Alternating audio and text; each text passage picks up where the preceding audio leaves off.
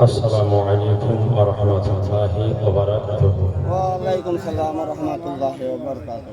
نحمده ونسلم وسلم على حبيبه الكريم.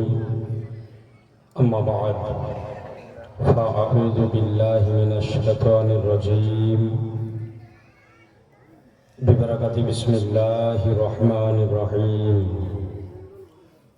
يا أيها الناس قد جاءكم برهان من ربكم صدق الله العظيم وصدق رسوله النبي الأمين المتين الكريم ونحن على ذلك لمن الشاهدين والشاكرين والحمد لله رب العالمين. اللهم صل على سيدنا شفيعنا حبيبنا كريمنا مولانا محمد معدن الجد والكرم من بيني والعلم والحكم وآله وصحبه وبارك وسلم صلاة وسلاما عليك يا رسول الله صلاة وسلاما عليك يا حبيب الله. الله رب محمد صلى الله عليه وسلم نحن عباد محمد صلى الله عليه وسلم صلاة وسلاما عليك يا رسول الله صلاة وسلاما عليك يا حبيب الله. শ্রদ্ধা উপস্থিত আজকের সভার নির্বাচিত নির্ধারিত বিজ্ঞাপিত সভাপতি মহাশয় সহ অত্র মাদ্রাসার যোগ্য বিজ্ঞ শিক্ষক মণ্ডলীগণ ও দিগার ওলামায়ে কেরাম তলবায়ে এজাম সামনে উপস্থিত উপবিষ্ট ইসলাম দরদি ভাতৃবৃন্দ পর্দানশীল মা ও ভগ্নীগণ, আলহামদুলিল্লাহ যাবতীয় প্রশংসা সে মহান রব্বুল আলামিনের জন্য যিনি বিশ্ব নিয়ন্ত্রা সর্বদ্রষ্টা পালনকর্তা রিজিক দাতা আল্লাহ পাক জাল্লা শানুহু আম্মা ওয়ারবু। অতঃপর সাইয়্যিদুল মুরসালিন খাতামুন নবিয়্যিন আনিসুল গরিবিন রাহাতুল আসিফিন মুরাদুল মুস্তাকিম রাহমাতুল লিল আলামিন নূরে মুজাসসাম রাসূল আকরাম সাহেব জুদ ও করম সাহেব লৌহ কলম মালিক ও হাল হরম নবী মুহাম্মদুর রাসূলুল্লাহ সাল্লাল্লাহু তাআলা আলাইহি ওয়াসাল্লাম পয়গম্বরকে হাজির ও নাজির আলিমে মাকানা ও মায়াকুনের খবরদাতা পয়গম্বর জিন্দা নবী হায়াতুন নবী নূরের নবী মনে করে সমুদ্র কণ্ঠে পবিত্র মাহফিলে সুরে সুর মিলিয়ে ঈমান ও আকীদাতের সঙ্গে একবার দরুদ শরীফের নজরানা পড়ুন। আল্লাহুম্মা সাল্লি আলা সাইয়্যিদিনা মাওলানা মুহাম্মাদ ওয়া আলা আলি সাইয়্যিদিনা মাওলানা সাল্লাল্লাহু তাআলা আলাইহি ওয়াসাল্লাম। জালসার সামনে আছে রে আজিজান মুহতারাম, আছে জালসার সামনে আপনারা সকলে অবগত আছেন যে এই জায়গাতে ঠিক আছে দুই রাত্রি তাজদারে মদিনা কনফারেন্সের আয়োজন করা হয়েছে। আজকে হলো তার প্রথম রজনী, অর্থাৎ আগামীকাল এই প্রোগ্রাম আবারও হবে। নির্ধারিত নির্দিষ্ট সময় মোতাবেক মাহফিলের কাজ যথা সময়ে আরম্ভ হয়ে গিয়েছে। দীর্ঘক্ষণ যাবৎ যোগ্য বিজ্ঞ ওলামায়ে কেরামদের জবান থেকে কোরআন ও হাদিসের আলোকে বিভিন্ন বিষয়াদির উপরে আপনারা আলোচনা শ্রবণ করতেছেন। আমি লম্বা চওড়া দীর্ঘক্ষণ আপনাদের সামনে আলোচনা রাখব না। খুব স্বল্প সময় দুই একটি বিষয়ের উপরে আলোচনা রেখে আমার সংক্ষিপ্ত আলোচনার সমাপ্তি ঘটাবো।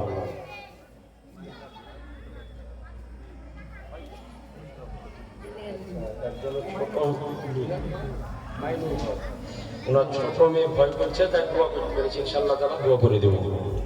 তো আজিজান মুহতারাম, খুব লম্বা চওড়া দীর্ঘক্ষণ আলোচনা রাখবো না, দুই একটি বিষয়ের উপরে ছোট ছোট আকারে আলোচনা রাখবো। তবে আপনাদের নিকটে আমার আবেদন, একেবারে চুপচাপ ধৈর্য সহকারী মনোযোগ সহকারী নিরপেক্ষ দৃষ্টিভঙ্গি নিয়ে শ্রবণ করার চেষ্টা করবেন।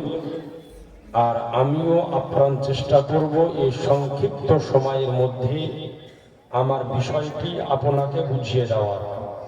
আর মা বোনদের নিকটে আবেদন করব যে আপনারা একটু উঠাউঠি বন্ধ করে দিয়ে একেবারে চুপচাপ বসে যান।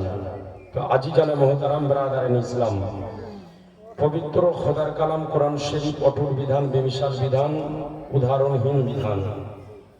মহান রব্বুল আলামিন ইরশাদ করেন, ইয়া আইয়ুহান নাস, আল্লাহ পাক ইরশাদ করেন, ইয়া আইয়ুহান নাস কাদ জাআকুম বুরহানুম মির রাব্বিকুম। আল্লাহ বলেন যে হে মানব সম্প্রদায়, নিশ্চয় তোমাদের নিকটে এসেছে আল্লাহর পক্ষ হইতে একটি বুরহান, একটি মুজিজা, একটি দলিল। অর্থাৎ আল্লাহ রাব্বুল আলামিন নিজ ভাষার দ্বারাতে বিশ্বনবী মহানবী সাল্লাল্লাহু আলাইহি ওয়াসাল্লামকে দলিল বলে আখ্যায়িত করলেন, মুজিজা বলে আখ্যায়িত করলেন। আজিজানে মুহতারাম, মঞ্চের উপরে এবং মঞ্চের নিচে আপনারা জ্ঞানী গুণী শিক্ষিত ব্যক্তি উপবিষ্ট রয়েছেন। মুজিজা শব্দের আবিধানিক অর্থ হলো অলৌকিক ঘটনা। অর্থাৎ এই পৃথিবীর বুকে 1,24,000 মতান্তরে 2,24,000 নবী এবং রাসূল আল্লাহর পক্ষ হইতে তিনারা এসেছেন। তো তিনারা নবীগণ রাসূলগণ আল্লাহর দেওয়া প্রদত্ত ক্ষমতার দ্বারাই কিছু অসম্ভব জিনিসকে সম্ভব করে দেখিয়েছেন। শরীয়তের পরিভাষায় তাকেই বলা হয় মুজিজা। আর আল্লাহর কিছু নেক বান্দা, যাদেরকে আমরা ওলি নামে পরিচিত, আমাদের নিকটে আল্লাহর দেওয়া প্রদত্ত ক্ষমতার দ্বারাতে আউলিয়ায়ে কেরামগণ যে অসম্ভব জিনিসকে সম্ভব করে দেখায় তার নাম হলো কারামা।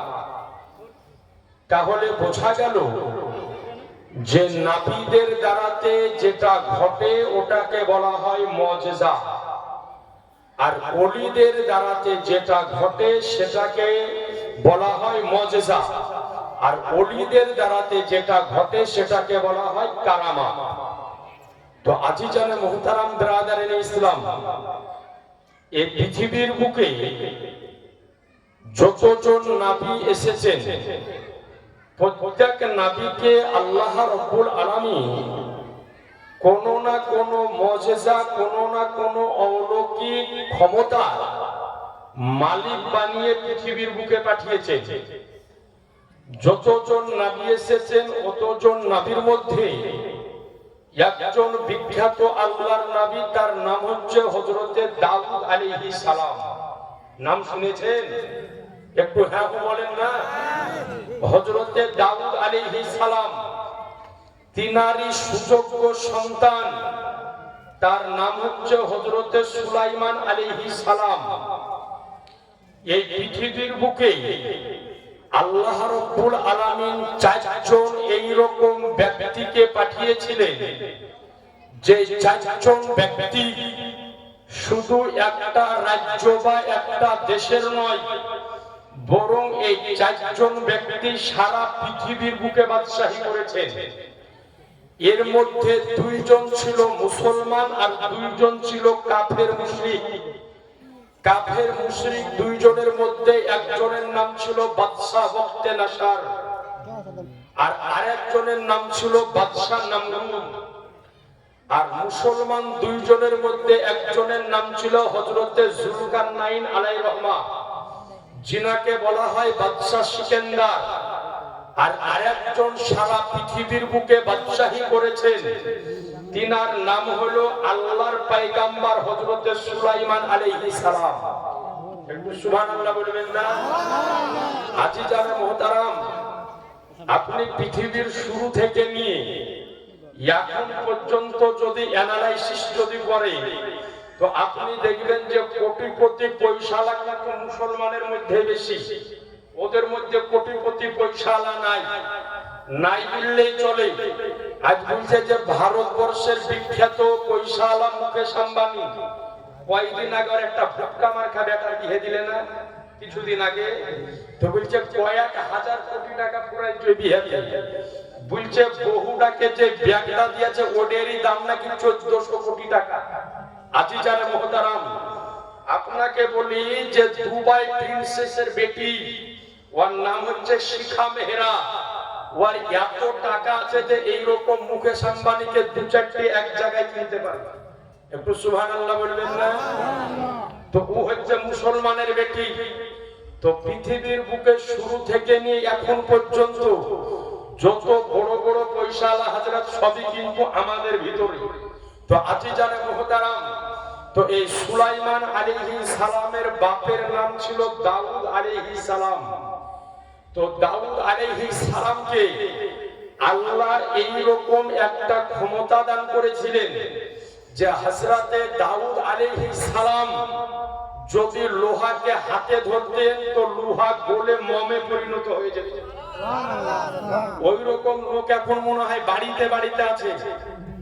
যদি কামার করে কাউকে বলা হয় যে লোহা খানকে ধরে একটু নরম করে দাও তো পারবে না, একটু জোরে বলেন না, বলবে কামার সালাতে লিয়া যাও, লিয়া যাওয়ার পর আগুনে পুড়িয়া লাল করো, তারপর হাতুড় হাম্বড়ের বাড়ি মেরে একটু নরম করো নাকি। কিন্তু আল্লাহর পয়গম্বর দাউদ আলাইহিস সালামকে আল্লাহ এই রকম ক্ষমতা দিয়েছিলেন যে যিনি হাতের মধ্যে লোহাকে ধরতেন তো লোহা আজকে গলে মোমে পরিণত হয়ে যেত। এই দাউদ আলাইহিস সালামের উপরে আল্লাহ রাব্বুল আলামিন একটা কিতাব অবতীর্ণ করেছিলেন, কিতাবটির নাম হচ্ছে জাবুর শরীফ। তো তিনার কণ্ঠের মধ্যে আল্লাহ এই রকম মধু দিয়েছিলেন যে তিনি যখন সমুদ্রের কিনারায় দাঁড়িয়ে দাঁড়িয়ে জাবুর শরীফ তেলাওয়াত যখন করতেন তো তিনার কণ্ঠের আওয়াজ শুনে সমুদ্রের মাছেরা কিনারায় লেগে যেত। তো এ ছিল হযরতে দাউদ আলাইহিস সালামের মুজিজা। এরপরে একজন নবী এসেছিলেন, নাম হচ্ছে তার মুসা কালিমুল্লাহ। হযরতে মুসা আলাইহিস সালামকে আল্লাহ একটা লাঠি দান করেছিলেন যেটি জান্নাতি লাঠি। এই লাঠির ইতিহাস আপনারা শুনেছেন যে লাঠি জান্নাত থেকে এসেছিল। আস্তে আস্তে ওয়ারিশ বাই ওয়ারিশ হতে হতে হযরতে শুআইব আলাইহিস সালামের নিকটে পৌঁছেছিল। এই শুআইব আলাইহিস সালামের বিটি সফুরার সাথে বিয়ে হয়েছিল হযরতে মুসা পয়গম্বরের। আর এই হযরতে শুআইব আলাইহিস সালাম হযরতে মুসা আলাইহিস সালামকে লাঠিটা দান করেছিলেন। তো এই লাঠির দ্বারাতে মুসা নবী একাধিক কাম করেছেন। কোন সময়তে লাঠিকে কুয়োতে নামিয়ে দিতেন, ইদারা পর্যন্ত ইদারায় নামিয়ে দিতেন তো উপরি ভাগ রশি হয়ে যেত আর নিচের ভাগ বালতিতে পরিণত হয়ে যেত। কোন সমাজে যখন জমিনে গেড়ে দিতেন তো এই লাঠি একটা আস্ত গাছে পরিণত হয়ে যেত। এই লাঠিকে আবার কোন সমাজে ফেরাউন বাদশার সামনে আজকে ছেড়ে দিত তো আজদাহা ওয়াজাবর সাপ হয়ে ফেরাউন বাদশার যতগুলি জাদুকৃত আজকে সাপ ব্যাং ছিল সমস্তকে কমপ্লিট করে দিত। এ আল্লাহর পয়গম্বর মুসা আলাইহিস সালাম যখন তিনি নদী পার করেছিলেন তো এই লাঠিতে আঘাত করেছিলেন তো নদী নিজের শিলাকে ফেলে 12টা রাস্তা তৈরি হয়েছিল। একটু জোরে হবে না, আর একটু আওয়াজ দিয়ে। আজি জানে মুহতারাম, এরপরে একজন নবী এসেছিলেন, নাম হচ্ছে তার ঈসা আলাইহিস সালাম। মা মারিয়ামের পেটে আল্লাহ পাঠিয়েছিলেন নিজ কুদরতের দ্বারা, বিনা বাপে। তো হযরতে ঈসা আলাইহিস সালামকে আল্লাহ এই রকম ক্ষমতা দিয়েছিলেন যে তিনি যখন মাটির পারিন্দা বানিয়ে ঘুম মেরে ছেড়ে দিতেন তো ওই মাটির পারিন্দা জীবিত হয়ে উঠতে আরম্ভ করে দিত। এরপরে হযরত ঈসা আলাইহিস সালামকে আল্লাহ এই রকম ক্ষমতা দিয়েছিলেন যে হযরত ঈসা আলাইহিস সালাম কোন মুর্দা ব্যক্তির উপরে ফুঁক মারতেন তো মুর্দা ব্যক্তি জীবিত হয়ে দাঁড়িয়ে যেত। একটু জোরে বলেন না। তো এই হযরত ঈসা আলাইহিস সালাম বানি ইসরাইল গোত্রের নবী ছিলেন। তো তিনি এক নয় দুই নয় একাধিক মুর্দা যখন জীবিত করে দেখালেন, তো বানি ইসরাইল গোত্রের মানুষেরা বলতে লাগলো যে শোনো, ঈসা নবী যেগুলাকে জীবিত করলো ওগুলো একটা মরে ছিল না, সব বেহুশ হয়ে পড়েছিল। ঈসা নবী ইশারা করলো আর উঠে গেল। কোরআন শরীফের ঘটনা, মিথ্যা বানাওয়াটি নয়। তো ঈসা নবী ইশারা করলো উঠে গেল। তো ঈসা আলাইহিস সালাম বললেন যে তোমাদের এখানে পুরনো কবরস্থান কোথায় আছে? তো বলল অমুক জায়গায় আছে, চলো। আল্লাহর পয়গম্বর ঈসা আলাইহিস সালামকে একটা পুরনো কবরস্থানে নিয়ে যাওয়া হলো। ওই কবরস্থানে ঈসা নবী দাঁড়িয়ে গেলেন। দাঁড়িয়ে যাওয়ার পরে বললেন, বলো এই সামনের কবরটা কার? তো বললেন এই কবরটা হচ্ছে নূহ নবীর বেটা শামের কবর। বলে কতদিন আগে ওকে দাফন করা হয়েছে? বলে আজ থেকে কমবেশ 4000 বছর আগে দাফন করা হয়েছে। আর এই কিতাব সাক্ষী দেয় যে আল্লাহর পয়গম্বর হযরত ঈসা আলাইহিস সালাম আজকে যেমনি নূহ পয়গম্বরের বেটা শামের কবরের দিকে ইশারা করেছে, রব্বুল কাবার কসম নূহ পয়গম্বরের বেটা আজকে শাম 4000 বছর পরে নিজ কবর থেকে জীবিত বেরিয়ে এসেছিলেন। একটু আওয়াজ দিয়ে হবে না? তো আপনার জীবিত বেরিয়ে আসলেন, আসার পরে পরে জিজ্ঞাসা করছেন কি ব্যাপার, কিয়ামত শুরু হয়ে গেল নাকি? কারণ উনি জানতেন যে কিয়ামতের পূর্বে মানুষকে কবর থেকে জীবিত বের করা হবে। তো বললেন যে না, এখনো আপনার কিয়ামত আরম্ভ হয়নি। কিছু কথাবার্তা বলার পরে উনি পুনরায় আবার কবরের মধ্যে ফেরত চলে গেলেন। হে আজিজান মুহতারাম, বলার উদ্দেশ্য হলো এটাই যে যতজন নবী এসেছেন প্রত্যেক নবীকে আল্লাহ কোনো না কোনো মুজিজা দিয়ে অলৌকিক ঘটনা দান করে পৃথিবীর বুকে প্রেরণ করেছে। আদম নবীকে পাঠালেন, মুজিজা দান করে পাঠালেন। নূহ নবীকে পাঠালেন, মুজিজা দান করে পাঠালেন। শীষ পয়গম্বরকে পাঠালেন, মুজিজা দান করে পাঠালেন। ইব্রাহিম নবীকে পাঠালেন, মুজিজা দান করে পাঠালেন। ইসমাঈল নবীকে পাঠালেন, মুজিজা দান করে পাঠালেন। ইসহাক নবীকে পাঠালেন, মুজিজা দান করে পাঠালেন। ইয়াকুব নবীকে পাঠালেন, মুজিজা দান করে পাঠালেন। আজকে ইউসুফ নবীকে পাঠালেন, মুজিজা দান করে পাঠালেন। আইয়ুব নবীকে পাঠালেন, মুজিজা দান করে পাঠালেন। মুসা কালিমুল্লাহকে পাঠালেন, মুজিজা দান করে পাঠালেন। ঈসা রূহুল্লাহকে পাঠালেন, মুজিজা দান করে পাঠালেন।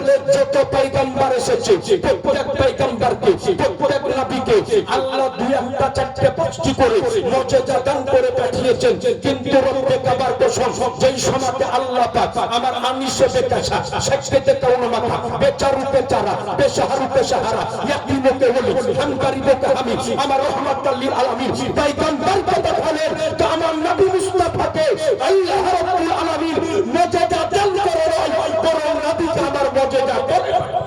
নারে তাকবীর, নারে রিসালাত, মাসলাকে আলা হযরত জিন্দাবাদ। হে আজিজানে মুহতারাম, তো নবীকে আমার আল্লাহ রাব্বুল আলামিন মুজিজা দান করে নয়, বরং নবী মুস্তাফার মস্তক থেকে নিয়ে কদম মোবারক পর্যন্ত নবীর আমার প্রত্যেকটা অঙ্গকে মুজিজা করে পাঠালেন। একটু জোরে হবে না?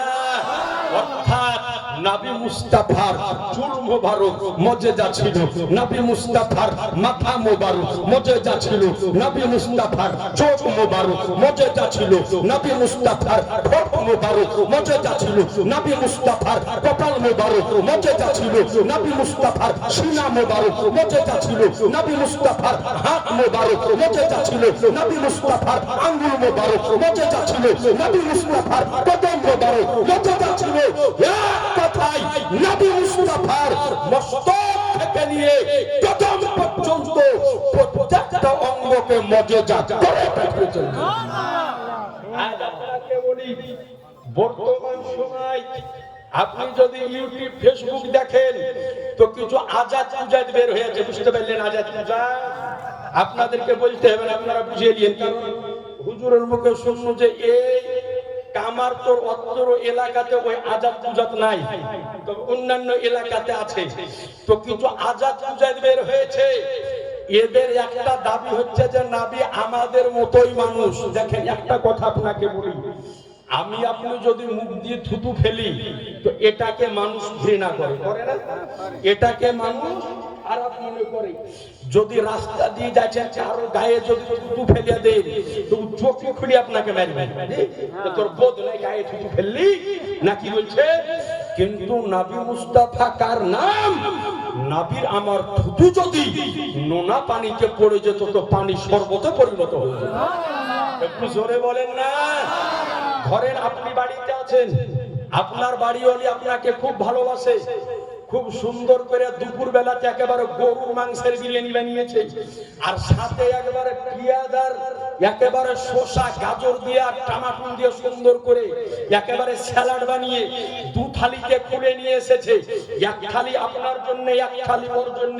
তো আপনি আপনার স্ত্রীকে শুন রে, তুই তো আমাকে জান প্রাণ দিয়ে ভালোবাসিস আর আমিও তোকে মন প্রাণ দিয়ে ভালোবাসি, তো আয় একটা থালি দে আমার আগে।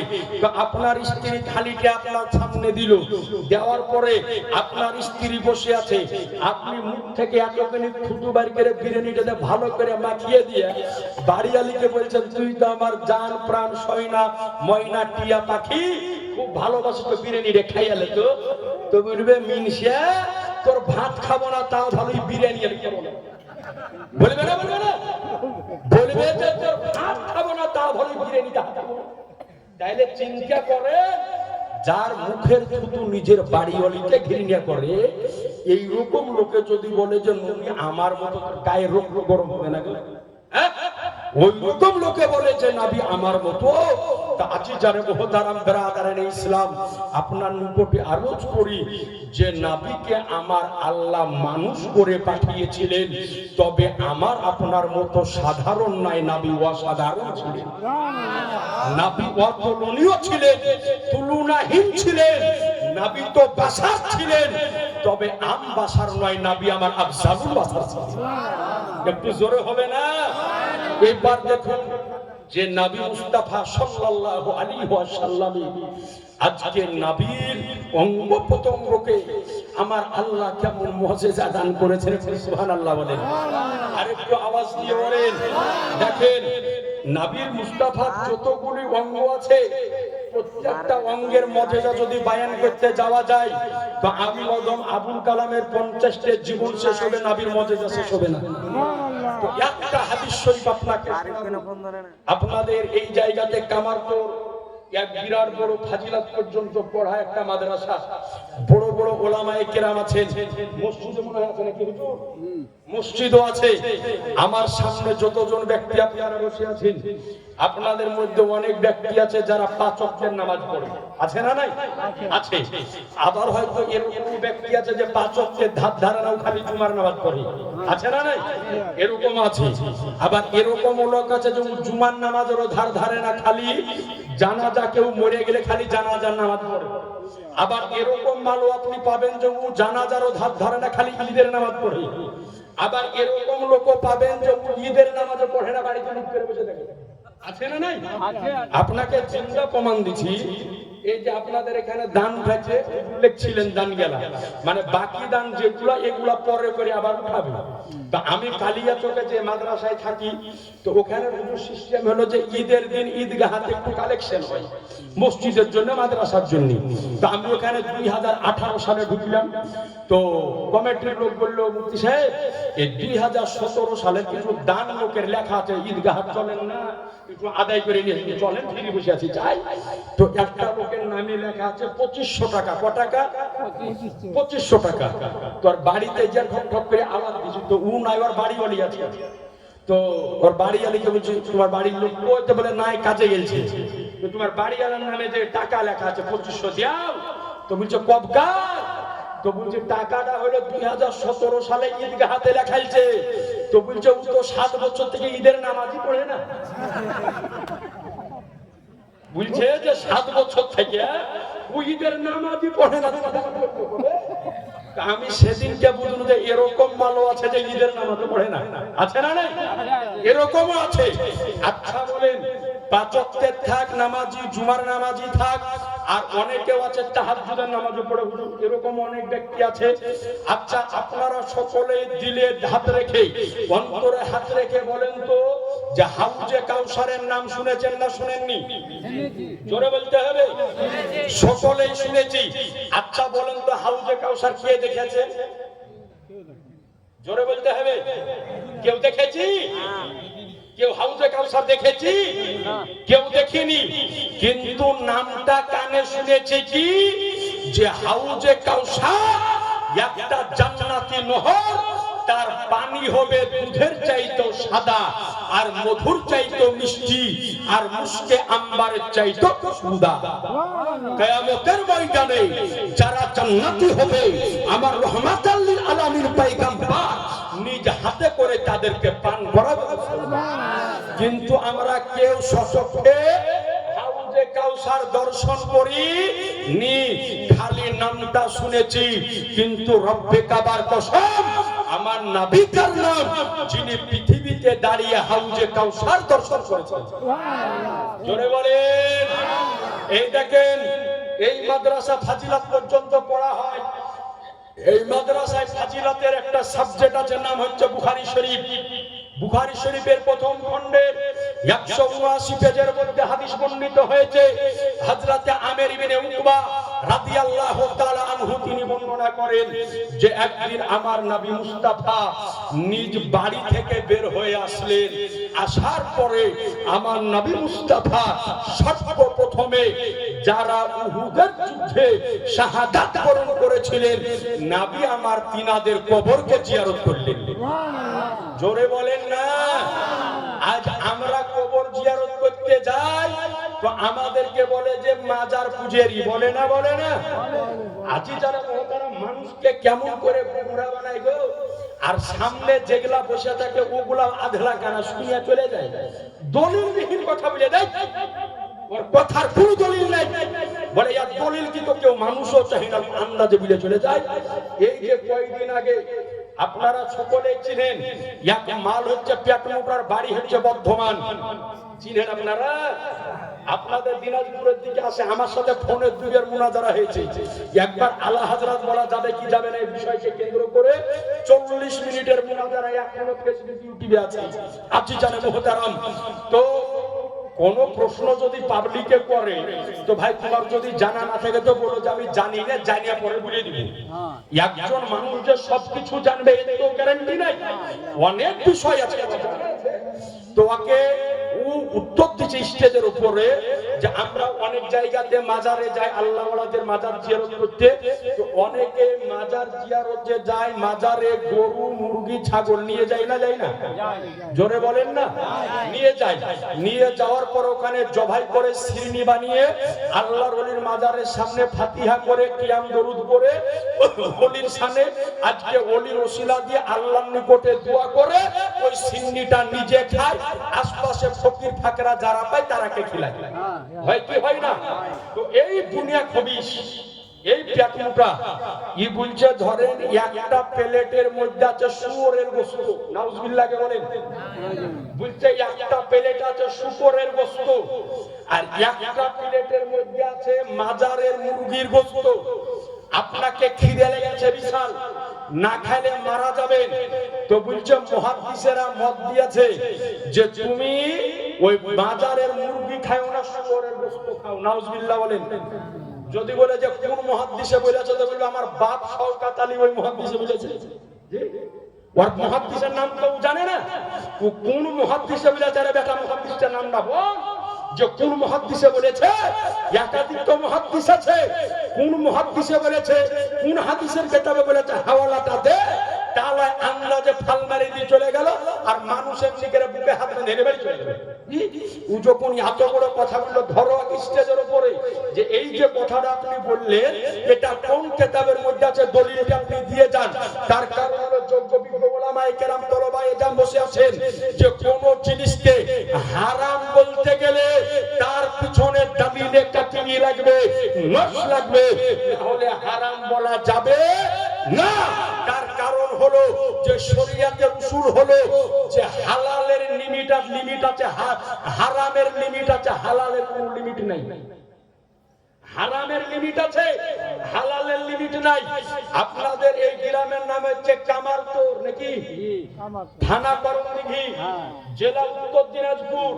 এখন আপনাদের মাদ্রাসার যিনি শাইখুল হাদিস, ওকে যাওয়ার পরে প্রশ্ন করেন যে হুজুর আপনি তো মাদ্রাসায় বুখারী শরীফ পড়ান, তো আপনি উত্তরটা দেন তো যে কামারপুরের বিটি ছেলে আর কালিয়া চকের বেটা, কালিয়া চকের মেয়ে আর কামারপুরের ছেলে বিবাহ করা শরীয়তের বুকে বিধানে হালাল কি হালাল না? তো গোটা কোরআন হাদিস উল্টে ফেললো, হালালের দলিল পাবে না। কেন পাবে না? ও খুঁজবে হারামের দলিল। উনি দেখিয়ে দিবে আপনাকে যদি কামারপুরের মেয়ে আর কালিয়া চকের ছেলে বিবাহ যদি হারামের লিস্টে থাকে তো হারাম, আর হারামের লিস্টে না থাকলে হালাল নাকি হুজুর? তো এইরকম যদি কোনো জিনিসকে হারাম বলতে হয় তার পিছনে দলিল লাগবে। দলিল ছাড়া আজকে কোনো জিনিসকে হারাম বলার কোনো সুযোগ নাই। আজকে একটা উসুলের কিতাব পড়ানো হয় প্রত্যেকটা দারসে নিজামি মাদ্রাসায়, তার নাম হচ্ছে নুরুল আনওয়ার। সেই কিতাবের মধ্যে লেখা আছে যে প্রত্যেকটা জিনিসের আসল হচ্ছে হালাল, কতক্ষণ পর্যন্ত হালাল যতক্ষণ না পর্যন্ত হারামের দলিল পাওয়া যাবে। তো সুতরাং যে এত বড় কথা বলে দিল যে তুমি ওই মাজারের মুরগির গোশত খাইও না, তুমি শুয়োরের গোশত খাইয়ে নাও, তো অর্থাৎ মানুষকে শুয়োরের গোশত খাইতে বললো। তো একটা মানুষ ওকে জিজ্ঞাসা করলো না যে আর দলিলটা কি, কোথায় থেকে বললে আন্দাজে বলে দিয়ে চলে গেল। ইয়ার নাম হচ্ছে ঢাল, ভুলে দিয়ে চলে গিয়েছে। তা আপনার নিকটে আরজ করি যে মাজারে যে মুরগি আমরা নিয়ে যাই, মাজারে যে গরু নিয়ে যায়, মাজারে যে ছাগল নিয়ে যায়, ভালো করে উত্তর দিবেন। যখন মুরগিটা বা ছাগলটা জবাই করা হয় তো মাজারে পীরের নাম নিয়ে জবাই করা হয় না আল্লাহর নাম নিয়ে? জোরে বলে, আল্লাহর নাম নিয়ে জবাই করা হয়। তাইলে এই মারদুদ কেমন করে ওটাকে হারাম বললো?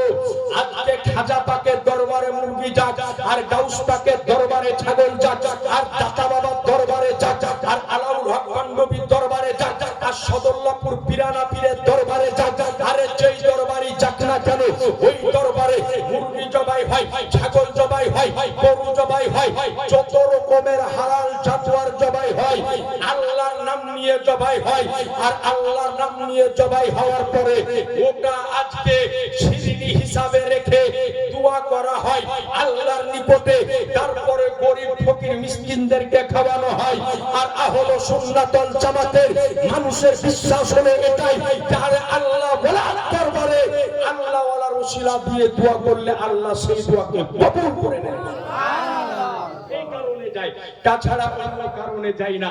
এ আজি জানে মুহতারাম, তো যে কথাটা বলতেছিলাম, আজকে মাজার জিয়ারত করতে যাই তো বলে যে এরা মাজারকে পূজা করে। এই দেখেন কয়েকদিন আগকার রিসেন্ট কিছুদিন আগকার ঘটনা, আর একটা মালাচর বাড়ি হচ্ছে উত্তর 24 পরগনা, দত্তপুকুর, নাম হচ্ছে মমতাজুল। চিনে? কালিয়া চকে এসেছিল উঠাবাড়ির পাশে বাবলাতে, ভিডিও আপনারা দেখেছেন। তার আগের দিন আমার প্রোগ্রাম ছিল কেশরপুরে, তো স্টেজে বক্তব্য দিচ্ছে, জানে না যে কালিয়া চকে যে টিটিএস এলাকা কিছু বললে তোমার হাল খারাপ করে দিবে। তো স্টেজের উপরে বলেছে যে পীর মানে কি? তো বলেছে পীর মানে হলো ঘোড়ার ডিম, মানে ঘোড়ার ডিমের অস্তিত্ব নাই, পীরের অস্তিত্ব নাই। তো এলাকা পীর কমিটি দিল, ওকে যাওয়ার পর স্টেজে ধরেছে যে আপনাকে উত্তর দিয়ে যেতে হবে। ওই কমিটির লোকেরা উত্তর দিতে দেয়নি।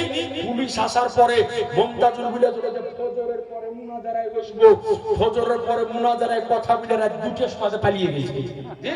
আপনি খোঁজলেন খুলে রাত 2টার সময় কালিয়া চোখ ছেড়ে পালিয়ে গেছে। তো যে কথা বলে মোকাবিলা করতে পারবি না, কথা তোর কোন বাপ তোকে বুঝতে বলে? হ্যাঁ, যেটা বলে মোকাবিলা করতে পারবি না ওটা বুঝতে তোকে কে ব্যাক করে? যেটা জানিস ওটা বুঝতে তোকে কে বলে?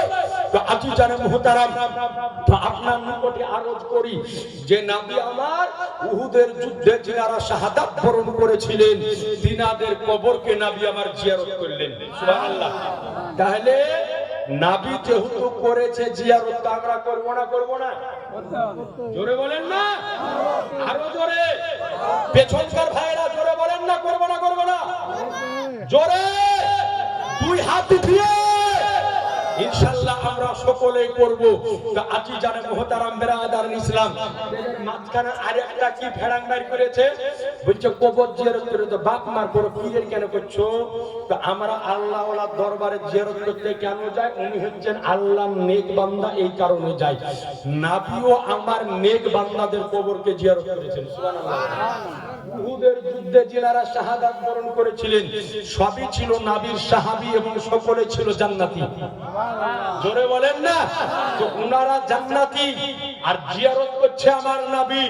এরপরে হাদিসের রাবী বলেন যে জিয়ারত করার পরে আমার নবী মুস্তাফা মসজিদে আজকে নবাবীর মিম্বারের উপরে দাঁড়ালেন। দাঁড়ানোর পরে সাহাবী রাসূলদেরকে বলতেছেন, আচ্ছা বলো তো এই জায়গা থেকে এখন আমি কি দর্শন করতেছি? তো বলে, ইয়া রাসূলুল্লাহ আপনি ভালো জানেন। তো সঙ্গে সঙ্গে আমার শাহনশাহে জিবাকার, মদিনাকে তাজদার, আহমদে মুখতার, নবীকে সরদার, দোনো জাহানের মালিকে মুখতার আমার নবী মুস্তাফা বলেন যে রব্বে কাবার কসম, এখন এই জায়গা থেকে দাঁড়িয়ে দাঁড়িয়ে আমি আল্লাহর হাউজে কাউসার দর্শন করতেছি। তাহলে বোঝা গেল যে নবী কার নাম, যিনি দূরের বস্তুকে যেমন দেখেন, নিকটকেও তেমন দেখেন, কাছকে যেমন দেখেন, দূরকেও তেমন দেখেন, আকাশের উপরকে যেমন দেখেন, আকাশের নিচকে তেমন দেখেন, আরে জমিনের উপরকে যেমন দেখেন, জমিনের নিচুকে তেমন দেখেন। এক কথায় নবী মুস্তাফা দূরে যেমন দেখেন, নিকটে তেমন দেখেন। এই জন্য তো আমার আলা হযরত আজিবুল বারকাত মুজাদ্দিদুদ্দিন ও মিল্লাত ইমাম ইশক মুহাব্বত আয়াতুম মিন আয়াতিল্লাহ মুআজ্জাজাতুম মির রাসূলিল্লাহ ইমাম ইশক মুহাব্বত আলা হযরত রাদিয়াল্লাহু আনহু বলেন, তোরো নজদীকে সুননে वाले কান কানে লালে কারামাত পে লাখো সুবহানাল্লাহ। এ আজিজান মুহতারাম, তো নবী আমার দূরে যেমন দেখেন, নিকটেও তেমন দেখেন। কারণ নবী মুস্তাফা আজকে দেখার শক্তিকে আল্লাহ ওয়াসিম বানিয়েছেন। জোরে বলেন না? আরেকটা কথা বলি, আপনাদের এই কামারপুর গ্রামের মানুষ, আপনারা কবর জিয়ারতে যান না? জোরে বলেন না? আচ্ছা পেছনকার বাপজি ভাইয়ের আপনারা কি বেজার? একটু জোরে সুবহানাল্লাহ বলেন তো আপনারা, একটু সকলে মিলে বলেন তো সুবহানাল্লাহ। আমাদের একটা আফসোসের বিষয়, যখন জালসা স্টেজে যায় যদি বলি যে সুবহানাল্লাহ বলেন তো মুখ দিয়ে কথা বেরোয়। আবার এই লোক গেলায় যখন রাজনীতির মিছিলে যায়, তোরে বাবারে বাপ লাফায় 14 হাজার, বেটা লাফায় 28 হাজার। লাফাই না? লাফাই। আচ্ছা বলেন, আপনি রাজনীতি মিছিলে যান, আমার আপত্তি নেই, যেটাতে যাবেন যান। বলি যায় হাত দিয়ে বলেন তো, রাজনীতির মিছিলে যে সে রাজনীতি পার্টির স্লোগান দিলে আপনার নেকি হবে? জোরে বলেন না? নেকি হবে না, কিন্তু দুবস্তা চাল পাবেন ফ্রিতে, দুখান তিরপল পাইলেন ফ্রিতে। এখন যে ঘর দুই হয়েছে, হয়তো দুঃখ ঘর পেয়ে নেবেন ফ্রিতে। বাড়ি হলে একটু লেখাপড়া হলে ICDS এর খিচুড়ি চাকরিকে ফ্রিতে পেয়ে নেবেন, কিন্তু কোনো নেকি হবে না। কিন্তু একবার যদি সুবহানাল্লাহ বলে, তো একবার সুবহানাল্লাহ বলাতে ফারিস্তারা আপনার নামে 90টা লেখি। জোরে বলে অনেক ফজিলত আছে সুবহানাল্লাহর, অনেক ফজিলত আছে। তো আজ জানে মুহতারাম, তো কবর জিয়ারতে আমরা যাই। আপনাদের গ্রামে কোন একজন ব্যক্তিকে যদি কবরের উপরে দাঁড় করিয়ে দেওয়া হয়, যে কোন কবরের উপরে, যে ভাই বলো তো এই কবরের নিশ্চয়তা আযাব হচ্ছে না শান্তি হচ্ছে? তো বলা সম্ভব? জোরে বলেন না? বলা সম্ভব নয়। কিন্তু নবী কার নাম, পয়গম্বর কার নাম, নবী আমার কবরের উপরে দাঁড়িয়ে নিজের খবর দিয়েছেন। জোরে বলেন। হাদিসটি বুখারীতে আছে, মুসলিমে আছে, আবু দাউদে আছে, একাধিক হাদিস শাস্ত্রের কিতাবে সহিহ সনদের মধ্যে বর্ণিত হয়েছে। এই হাদিসটি সহিহ বুখারীর প্রথম খণ্ডের 182 পেজের মধ্যে বর্ণিত হয়েছে। হাদিসের রাবী হযরত আব্দুল্লাহ ইবনে আব্বাস রাদিয়াল্লাহু তাআলা আনহু তিনি বর্ণনা করেন যে একদিন নবী আমার কয়েকজন সাহাবীকে নিয়ে যেতেছেন। হঠাৎ এক জায়গাতে নবী আমার দাঁড়িয়ে গেলেন, বলে দাঁড়াও। নিশ্চয় এই জায়গাতে দুটো কবর রয়েছে আর দুটো কবরের ভিতরে আযাব চলতেছে। জোরে বলেন সুবহানাল্লাহ। বলে আযাব চলতেছে। তো নবী আমার এই কথা বললেন, বলার পরে নবী আমার বললেন যে একটা খেজুরের ডাল নিয়ে এসো। বলে খেজুরের ডালকে আনা হলো। নবী আমার খেজুরের ডালকে ভাঙলেন, ভাঙার পরে দুটো কবরে খেজুরের ডালকে গেড়ে দিলেন। গেড়ে দেওয়ার পরে নবী আমার বললেন, শোনো, যতদিন পর্যন্ত এই খেজুরের ডালগুলি সবুজ আকার ধারণ করে থাকবে, এরা আল্লাহর আজকে তাসবিহ করবে আর এদের দুইজনের কবরের আযাব হালকা হতে থাকবে। এরপরে নবী আমার বললেন, শোনো, এদের কবরে আযাব খুব বড় কারণের জন্য হচ্ছে না, দুটি কারণ। এক নাম্বার ব্যক্তি কি করত? এক নাম্বার ব্যক্তি ছিল চুগলখোর ব্যক্তি, মানে কি এর কথা ওকে লাগাইতো আর ওর কথা ওকে লাগাইতো। এরকম লোক মনে আমাদের মধ্যে এখন নাই, আছে? কথা লাগাই না লোক আছে? আমি তো হ্যাঁ, ওরকম লোক আছে কথা লাগাই নিয়ে। খবরদার ভাই আমার, কথা লাগাই নিয়ে অভ্যাস যদি কারো থাকে, মুনাফিকি চাই, তো আপনি আজকে ছেড়ে দেন। খবরদার। আজ এই তামাক্কুর এই মাদ্রাসা প্রাঙ্গণ আপনি জলসায় এসেছেন, দুটি কথা, দুটি মেসেজ আপনি আজকে নিয়ে যান যে আজ এই গুনাহ থেকে বাঁচুন। আমাদের মধ্যে মুনাফিকি চালাক সবচাইতে বেশি। জি, মুনাফিক কাকে বলা হয়? যে ব্যক্তি হয় দুই মুখে চরিত্রের ব্যক্তি, অর্থাৎ ওর মুখে এক কথা আর অন্তরে থাকে আর এক কথা। আমাকে সামনে বলে হুজুর আপনার মতো আলেম একটাও নাই, আর যা মুখ পেছন হয়ে যায় বলে ইশালা আবার কি জানে, ইয়াকে বলা হয় মুনাফিক ব্যক্তি। এরকম লোক আছে না নাই? একাধিক আছে। মুনাফিকের শাস্তি সম্পর্কে আল্লাহ বলেছেন, নিশ্চয় মুনাফিকেরা থাকবে জাহান্নামে সর্বনিম্ন স্তরে। সুতরাং ভাই, এই মুনাফিকি অভ্যাস যদি কারো থাকে, মা বোন আপনাদেরকে বলি, এই কাজ বিটি ছেলেরা বেশি করে। জি, এই কাজ বিটি ছেলের মধ্যে সবচাইতে বেশি আছে। যদি দুই শাশুড়ি এক জায়গায় হয়ে যায় তো বহুদের গীবত করে উপহার ভেঙে ফেলে দেয়, আর যদি দুই বহু এক জায়গায় হয়ে যায় তো শাশুড়ি গীবত করে ফেলে দেয়। দুই বহু যদি এক জায়গায় হয়ে যায় তো বলে আর বহু বলিস না, আমার শাশুড়ি একেবারে ফেরাউনের বহিন। জি, আর যদি একেবারে দুই বউ শাশুড়ি এক জায়গায় হয়ে যায় বলে কোন নমরুদের বিটি বাড়িতে দিয়েছো আমি?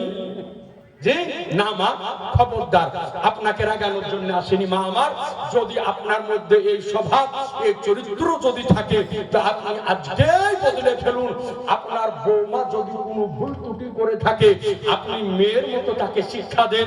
যেমন আপনার একটা মেয়ে অন্য ঘরে গিয়ে ঘর করতেছে, আপনার যে বৌমা ওইও কারো না কারো মেয়ে, যেমন নিজের মেয়ে ভুল করলে মাথায় হাত বুলিয়ে দাও মা গো আমার, তো ওই মেয়ে যদি বৌমা কোনো ভুল করে তার মাথায় হাত বুলিয়ে শিখিয়ে দিবে। তার ভুল ধরবে না, তার দোষ ত্রুটি ধরবে না, তার ব্যাপারে বাইরে গাইবে না।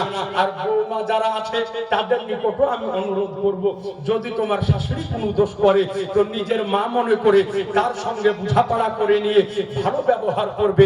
জেনে রাখবে, ফ্যামিলি যদি সুখে থাকে তো আল্লাহ ওই বাড়িকে জান্নাতের বাগান বানিয়ে দেয়। জোরে বলেন না? আর ফ্যামিলি যদি খারাপ থাকে তো জান্নাতের বাগান মানে মনে হয় যে এক চাইতে জাহান্নাম মেলা ভালো হবে। জি, একাধ ফ্যামিলিতে এইরকম ঝামেলা আছে যে মনে করে যে এক চাইতে জাহান্নামে থাকাই ভালো। এরকমও ফ্যামিলি একাধিক আছে না নাই? অনেক আছে। অনেক যুবক ছেলে আমাদের কাছে নালিশ করে, হয়তো হুজুররা বয়স করে বুঝতে পারে না, আমরা তো ইয়ং, আমাদেরকে বলে হুজুর ইচ্ছা করে যে বাপ মাকে ছেড়বো না, কিন্তু এমন বহু নিয়ে এসেছি যে কথাই শুনে নেই। আছে না? আছে না? এখানে অনেক যুবক এরকম বসে আছে, বাড়ি বাড়ি খেলাতে বাপ মাকে আলাদা করতে এসেছে। অনেক যুবক এরকম এখানে বসে আছে। আমি জানি এগুলা, আমি বুঝি এগুলা, যে অনেক যুবক এরকম বসে আছে, কিচ্ছু করার নাই, বাড়িয়ালে ঠেলা পাইছে, না হলে কোনো খবর নাই, কোনো আজকে রাস্তা নাই, বাপ মাকে নিজের থেকে কেটে আলাদা করে দিতে হয়েছে। আমি যারা বৌমা আছে তাদের নিকটে আবেদন করব যে যেমন আজকে তোমার শাশুড়ি হয়েছে, তুমি একদিন শাশুড়ি হবে। তুমি যদি তোমার শাশুড়িকে খাওয়াও তাহলে তোমারও বৌমা তোমাকে এসে দুধে ভাতে খাওয়াবে। জি, এই জন্য বলবো যে বাড়িকে সুখে রাখিও। তো নবী আমার বললেন কি, যে প্রথম ব্যক্তি এর কাজ ছিল চুগলখড়ি করা, কথা লাগায় নিয়ে। তো মা এই কাজ জানে কারোর মধ্যে যদি চরিত্র থাকে আজকেই জানে শেষ করে।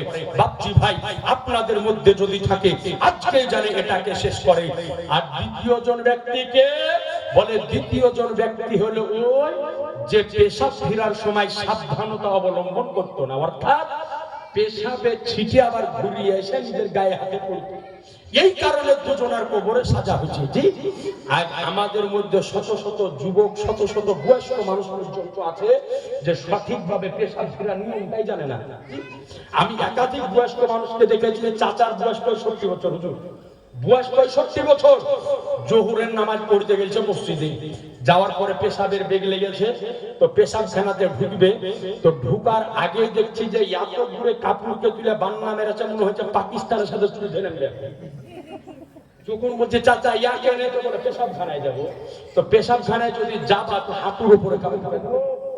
মশলা শুনেলেন, একজন পুরুষের জন্য হাঁটু ঢেকে রাখা হচ্ছে ফরজ। ওলামায়ে কেরাম স্টেজে বসে আছে, একজন পুরুষের জন্য হাঁটু, হাঁটু না ঘুটনি, কি বলে হাঁটু, হাঁটু ঢেকে রাখা এটা হচ্ছে ফরজ। যদি আপনার উদ্যম করার না করিয়া যদি পেশাব করতে অসম্ভব হয় তো আপনি ভিতরে ঢুকে খুলবেন, বাহিরে মাল কাঁচা মেরে নিয়েন না। অনেক বয়স্ক মানুষ এইরকম আছে যে আপনার পেশাব শিখতে জানে না গো, একেবারে পেশাব খানাতে ঢুকার আগে আধ হাতের উপরে কাপড় তুলে দেয়, মনে হয় যে আর একটু উপরে তুলে পোস্ট অফিস দেখা যায়। বাকি খান বুঝে নিয়ে আমি বললাম না, কথা বুঝতে পেরেছেন না? তো সাবধান ভাই, জেনে রাখেন এখানে এই কথাটাই জেনে এসেছেন যে একজন পুরুষের জন্য হাঁটু ঢেকে রাখা ফরজ, হাঁটু উদ্যম করা হচ্ছে হারাম। কয়েকটা জায়গাতে আপনি প্রয়োজন মোতাবেক উদ্যম করবেন, বাথরুমের ভিতরে ঢোকার পরে যতটুকু প্রয়োজন অতটুকু তুলবেন, আর রাত্রির বেলাতে নিজের স্ত্রীর নিকটে যাওয়ার পরে বাকি খান বুঝলেন, আমি খুলে বললাম না, কথা ক্লিয়ার? তো এই সময় গেলাম আপনি তুলবেন। তাছাড়া যদি দেখা যায়, আরেকটা কথা আপনাদেরকে বলে যে আপনারা বেজার হচ্ছেন না তো, রাগ করছেন না তো? দেখেন বর্তমান সময় আমাদের ঘরে কিছু যুবক ছেলে আছে, যুবক ছেলে, ওকে দেখা যায় যে দিল্লি, চেন্নাই, বোম্বাই কাজ করে, বাড়িতে আসার পরে ওর বয়স 25 বছর, বাড়িতে আসার পরে দেখা যায় যে দুই কানে দুটি হেডফোন ভরে নিয়েছে, আর একটুকু হাফ প্যান্ট পিনে একেবারে 8 টিয়ার গাড়িতে ঘ ঘ করে একেবারে হরেন মেরে বেড়াচ্ছে, এলাকা মেরে বেড়ায় না। সাবধান ভাই, একজন পুরুষের জন্য হাঁটু ঢেকে রাখা হলো ফরজ, আর হাঁটু উদ্যম করা হলো হারাম। তো খবরদার, আপনি হাফ প্যান্ট যদি পিনেন তো প্যান্টের তলে পিনেন, লুঙ্গির তলে পিনেন, উপরে পিনেন, ইয়া বা কোন অভ্যাস, সাবধান যদি এই অভ্যাস কারোর মধ্যে থাকে তো আজকে আপনি ত্যাগ করেন। আবার কিছু যুবককে দেখেছি যে বাড়িতে যুবতী বোন, বাড়িতে মা, বাড়িতে ভাবি, একটু হাফ প্যান্ট আছে না? অনেক আছে। সাবধান, খবরদার, এইরকম কোন যুবক যদি থাকে তো আজকেই জানেন এগুলাকে পরিবর্তন করে নেয়, আজকেই জানেন এগুলাকে চেঞ্জ করে নেয়। আর আরেকটা কথা বলি যে পেশাব ফিরতে বসার আদব হলো যে এমন জায়গাতে পেশাবটা করবে যাতে ঘুরে এসে গায়ে ছিটিয়াটা না পড়ে, কথা বোঝা গেল? জানে ঘুরে এসে ছিটিয়াটা না পড়ে। আর কোন সময়তে পেশাব ফিরতে যাওয়ার পরে যদি হাঁটুর উপরে কাপড় তুলতে হয় তো ভিতরে যাওয়ার পরে বাইরে নয়, কথা বোঝা গেল? ভিতরে যাওয়ার পরে বাইরে নয়, ভিতরে যাওয়ার পরে আপনি উঠাবেন যতটুকু প্রয়োজন অতটুকু, এরপরে পেশাব ফিরবেন। আজ কথায় কথা মনে পড়ে যায়, আমাদের ঘরের কিছু কিছু যুবক ছেলে ওই এমন টাইট প্যান্ট পিঁধে যে ও যদি বসে পেশাব ফিরতে যায় তো জান্নাত জাহান্নাম দুই দিক থেকে বেরিয়ে যায়, কথা বুঝেননি? মানে ওই এমন টাইট প্যান্ট পরে যে ওর বসে পেশাব ফেরার কোনো কায়দা নাই, এই জন্য রোডের ধারে চেন খুলে হুসপাই বাইর করে দিয়ে পানি চালিয়ে দেয়। ঠিক একাধিক যুবক ছেলেকে এরকম কীর্তিকলাপ করতে দেখেছি। সাবধান ভাই, আপনি জানেন না সায়েন্সের যারা ছাত্র তাদেরকে জিজ্ঞাসা করেন, যারা বিজ্ঞান নিয়ে লেখাপড়া করে কোনো ভালো ডাক্তার যদি থাকে জিজ্ঞাসা করে নিয়েন যে একজন পুরুষ যদি দাঁড়িয়ে পেশাব করে তার কত রকমের ক্ষতি হয়। আপনি ভাবিয়েন না বিজ্ঞান ছাড়া, ইসলাম ছাড়া বিজ্ঞান চলে না, অর্থাৎ বিজ্ঞানের প্রতিটা থিওরি আমার রাসূলুল্লাহ আজ থেকে 1400 বছর আগে বলে দিয়েছেন। এই জন্য আপনাকে বলি পেশাবটা ফিরতে বসবে ভালোভাবে আদব সহকারে, দাঁড়িয়ে নয়, বসে পেশাব ফিরবেন। এখানে অনেক যুবক ছেলে আছে যারা দাঁড়িয়ে কাজ চালায়, আছে না? নাই? নাই মনে হয়, একাধিক আছে, আমি বলবো না। সকলে বলে ইনশাআল্লাহ, জোরে বলেন না ইনশাআল্লাহ। সকলকে আল্লাহ পাক জানা তৌফিক দান করে। তো খবরদার এইরকম কাজ যেন কোনো ব্যক্তি না করে।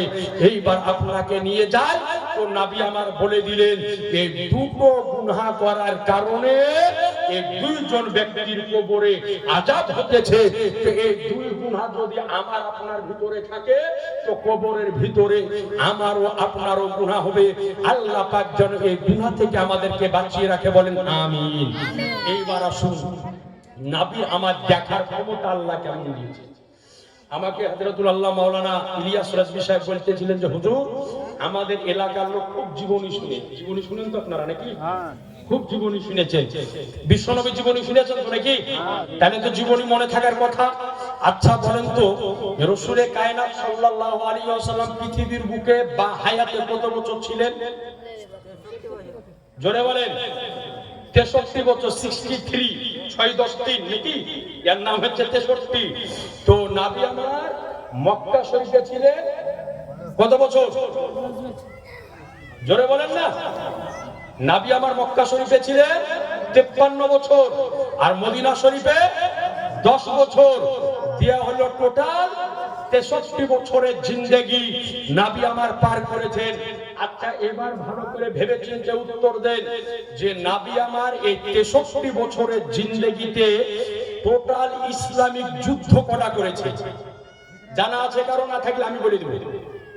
জোরে বলেন যে জানি না, জানা নাই। আমি বলে দিব ইনশাআল্লাহ তাআলা বলে দিব। একজন ভাই আমার হাতে 100 টাকা দেন। যদি কোন যুবকের পকেটে থাকে, একজন কোন যুবক দেন না, যার পকেটে আছে 100 টাকা, এই যুবক ভাই নাই 100 টাকা নাই? সুবহানাল্লাহ। একজন কোন ভাই আমার জানার 100 টাকা দেখি। সুবহানাল্লাহ। ওই হুজুর হাতে অনেক দিলেন, 200 টাকা দিয়ে দিলেন ভাই। সুবহানাল্লাহ। দেখেন এই ভাই আমার 200 টাকা দিল। সুবহানাল্লাহ। দেখি। সুবহানাল্লাহ। আলহামদুলিল্লাহ। এদের ভাই আমার যুবক ভাই দিয়েছে, এই ভাই দিয়েছে 200, এই ভাই দিয়েছে 100। আচ্ছা আর কোন ভাই নাই? দাও 100 টাকা টাকা। সুবহানাল্লাহ। বলিয়ে দিচ্ছি যে নবী আমার কটা যুদ্ধ করেছেন। ইনশাআল্লাহ আরেকটা ঘটনা আপনাকে শোনাবো। সুবহানাল্লাহ। পালিয়ে যায়েন না। সুবহানাল্লাহ। আচ্ছা বাপু 500 দিলেন, নাম কি? নজরুল ইসলাম। নারায়ে তাকবীর, নারায়ে সালাত। নজরুল চাচা আমার 500 টাকা দিয়েছে। সুবহানাল্লাহ। 100, এই ভাই দিয়েছে 100। সুবহানাল্লাহ। হ্যাঁ গো, এই নজরুল চাচা আমার 500 টাকা দিয়েছে। আরেকটা ভাই আমার 500 টাকা হবে না? দেন না পকেটে যদি থাকে, আর না থাকলে করে দিয়ে নামটা লিখিয়ে দেন। আমি আদায় করব না, আদায় হয়েছে আবার কাল হবে। আদায় করছি একটু মহব্বত এসতে চাইছি। সুবহানাল্লাহ। 500 টাকা। সুবহানাল্লাহ। এই দেখেন এই যুবক ভাই আমার নাম কি ভাই? আপনার ভাতিজা, ভাইগুলোকে বলল আমার ভাতিজা। সুবহানাল্লাহ। দেখেন আমারও ভাতিজা কাদির শেখ 500। সুবহানাল্লাহ। নারায়ে তাকবীর, নারায়ে সালাত। কে দিলে রে? হ্যাঁ এদিক থেকে। সুবহানাল্লাহ। বেনামে দিয়েছে 500। তো এক এক করে 3 জন হয়ে গেল 500। সুবহানাল্লাহ। আচ্ছা কে দিল? মামুনের পক্ষ থেকে। আচ্ছা বেনামে দিয়েছে। মা বোন গো আমার বেনামে এসেছে 500। একটা মা আমার 500 টাকা দিয়ে পাঠাই তো মা গো, কয়েকটা মশলা বলে দিব আপনাদেরকে। একজন মা আমার 500 টাকা দিয়ে পাঠাই তো একটা জরুরি মশলা বলে দিব যে স্বামীর পকেট মারা যায় না, না যায়। চুরি করে নেয় না বেটি ছেলে টাকা।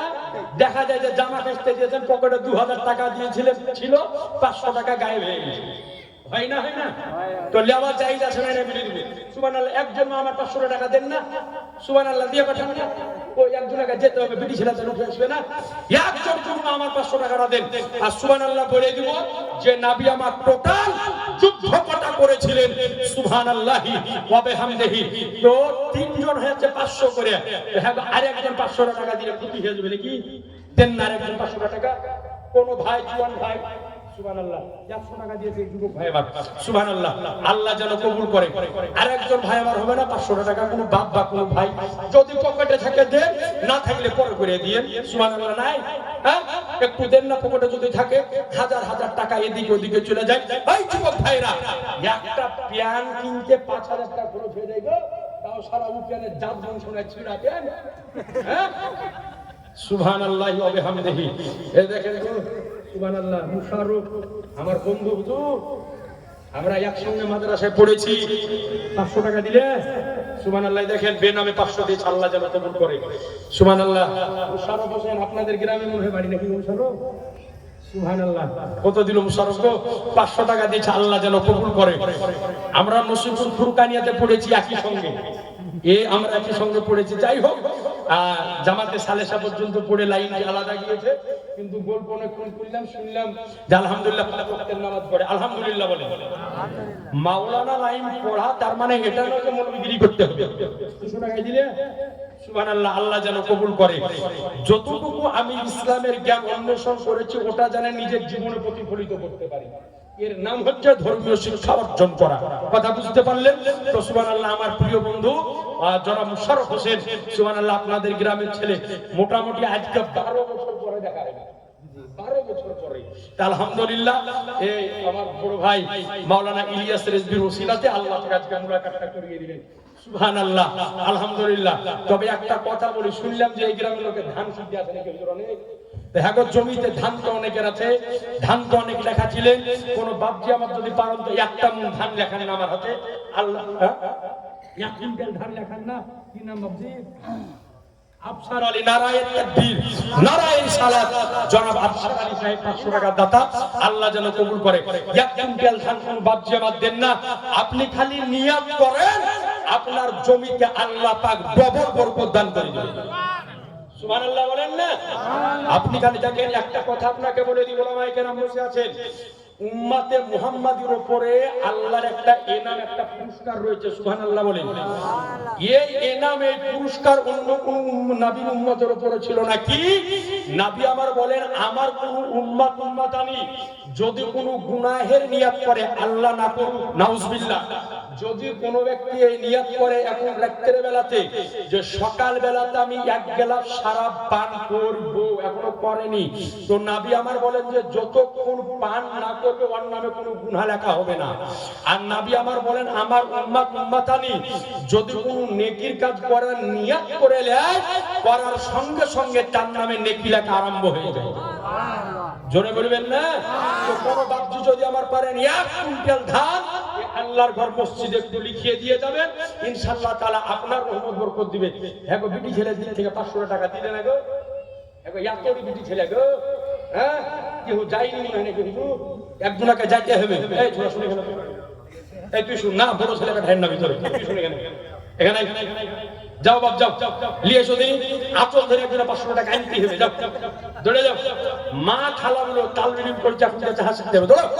সুবহানাল্লাহ। তার পরিস্থিতি চাহিদার বাপ, যাও। এই মা আমার খালারা, পুরা দাদিরে, এই তাল বিলিম দেখে পাঠানো 500 টাকা দিয়ে তো একজন মা আমার আচল যদি থাকে, তারা বিটি ছেলের যে একটা মেকআপ বক্স কিনে 6000 টাকা দাম গো, না এগার বিটি ছেলেরা শুরু পাউডার মাখে না, মাখে না, একটা মেকআপ বক্সের দাম 5000 6000 করে দাম, 500 টাকা একজন মা আমার দিয়ে পাঠান তো ছেলেটার হাতে।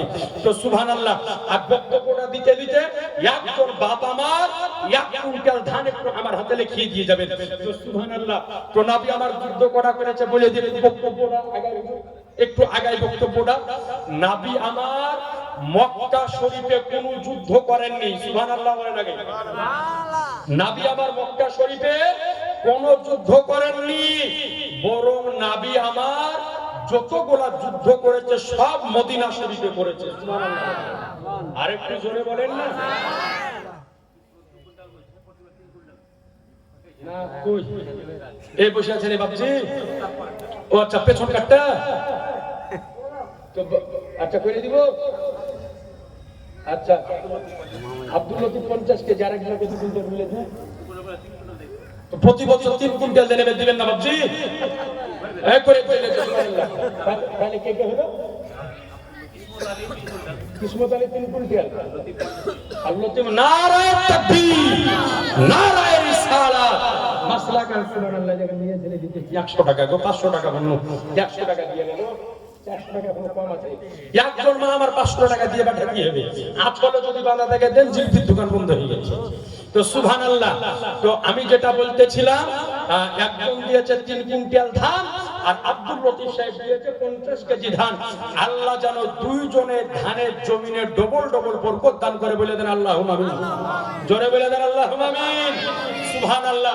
আজিজান মোহতরম দিলে হ্যাঁ দিয়ে দিয়েছে সুবহানাল্লাহ ফাইলা কেনে যা কেনে হ্যাঁ যা দিবে বাবা যা যা বিটি ছেলের দরদ তুই জানিস না মা এক জোড়া দিবেন আরেক জোড়া দিয়ে জোড়াটা বুঝিয়ে দিয়ে সুবহানাল্লাহ আরেক জোড়া মা আমার দিয়েন তো 500 টাকা ছেলেটার হাতে তো সুবহানাল্লাহ নবী আমার যুদ্ধ করেছেন 10 বছর মদিনা শরীফে কতগুলি যুদ্ধ করেছে কিতাব বলে যে নবী আমার মদিনা শরীফে বড় বড় যুদ্ধ করেছেন 19টি সুবহানাল্লাহ বলেন কয়টি যুদ্ধ করেছেন এবং নবী আমার ছোট এবং বড় মিলিয়ে টোটাল যুদ্ধ করেছেন 66টি জোরে বলেন এই 66টি যুদ্ধের মধ্যে নবী আমার মদিনা শরীফে সব চাইতে সর্বাপেক্ষা বড় যে যুদ্ধ করেছিলেন তার নাম ছিল বদরের যুদ্ধ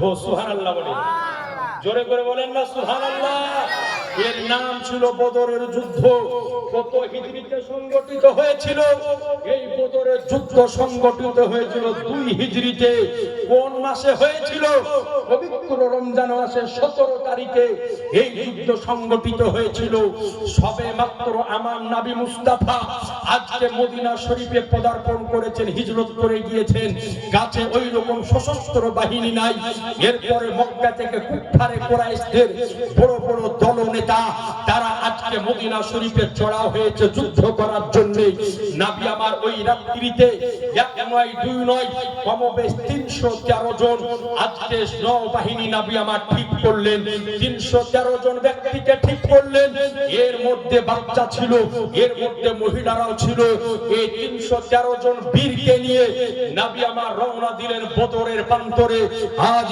মুসলমান আপনার সামনে বলি ইসলামের ইতিহাস আপনি আলগা যদি করে দেখেন তো কোন যুদ্ধে মুসলমানের সংখ্যা বেশি ছিল না প্রত্যেকটা যুদ্ধে মুসলমানের সংখ্যা ছিল কম আর কাফেরদের সংখ্যা ছিল 2 গুণ 3 গুণ এরপরে কাফেররা নিস্তানাবুদ হয়ে আজকে যুদ্ধের ময়দান ছেড়ে পলায়ন করেছে বদরের প্রান্তরে মাত্র 313 জন নবীর সাহাবী 1000 কাফেরের সিনা কাঁপিয়ে দিয়েছে উহুদের প্রান্তরে 700 মুসলমান 3000 কাফেরের সিনা কাঁপিয়ে দিয়েছে মুতার প্রান্তরে 3000 মুসলমান 1 লক্ষ কাফেরের সিনা কাঁপিয়ে দিয়েছে তাবুকের প্রান্তরে 40000 মুসলমান 2 লক্ষ কাফেরের সিনা কাঁপিয়ে দিয়েছে সবচাইতে বড় প্রমাণ হলো যে কারবালার প্রান্তরে এক হোসাইনি সে হযরত আলী আকবর 22000 এজিদ বাহিনীকে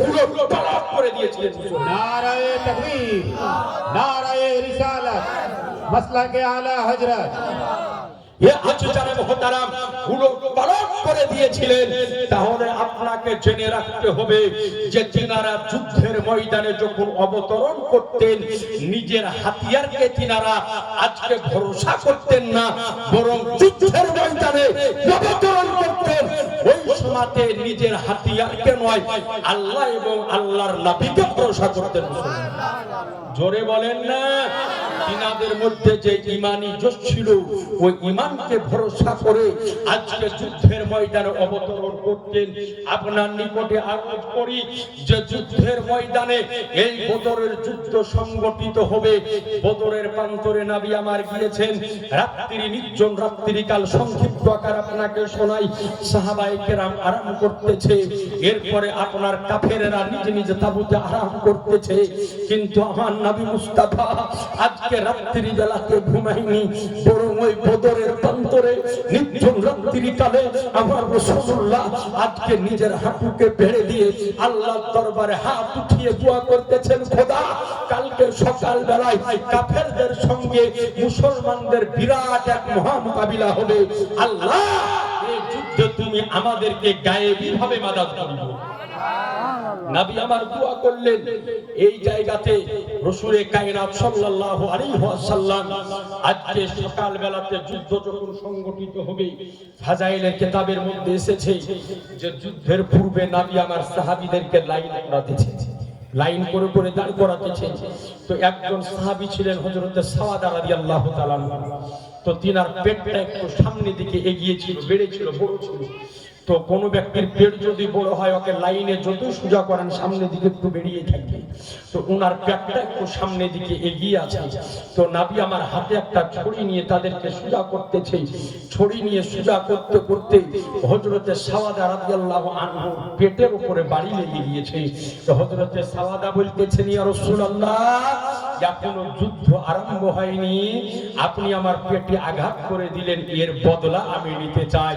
আবু বকর অবাক, ওমর অবাক, উসমান অবাক, হযরতে আলী অবাক, সমস্ত সাহাবায়ে কেরাম রিদওয়ানুল্লাহি তাআলা আলাইহিম আজমাইন অবাক যে সাওয়াদা বলে কি যে আজকে নবীর হাতে নাহি লেগে গিয়েছে কিন্তু বদলা নিবে। হযরতে আবু বকর বলে যে সাওয়াদা, তোমার যদি মন চাই আমার পিঠে 100 বাড়ি মেরে নাও, কিন্তু নবীর গায়ে আঘাত করিও না। ওমর ফারুক বলতেছে, সাওয়াদা তোমার যদি মন চাই 100 বাড়ি মেরে নাও, নবীর গায়ে হাত দিও না। কিন্তু সাওয়াদা বলে যে শোনো, আঘাত নবী মুস্তাফা করেছেন, বদলাটা নবীর নিকটেই নিব।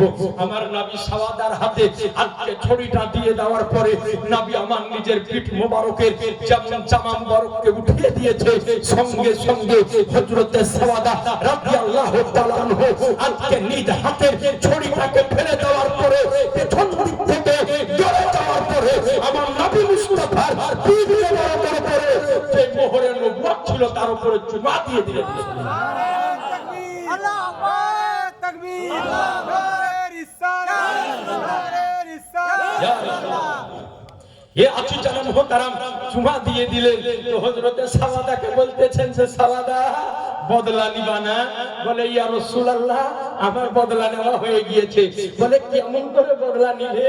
বলে ইয়া রাসূলুল্লাহ, আপনি একদিন মক্কা শরীফে বলেছিলেন যে এই ব্যক্তি আমার মোহরে নবুয়তের উপরে একবার চুমা দিতে পারবে, আল্লাহ তার জন্য জাহান্নামকে হারাম করে দিবে।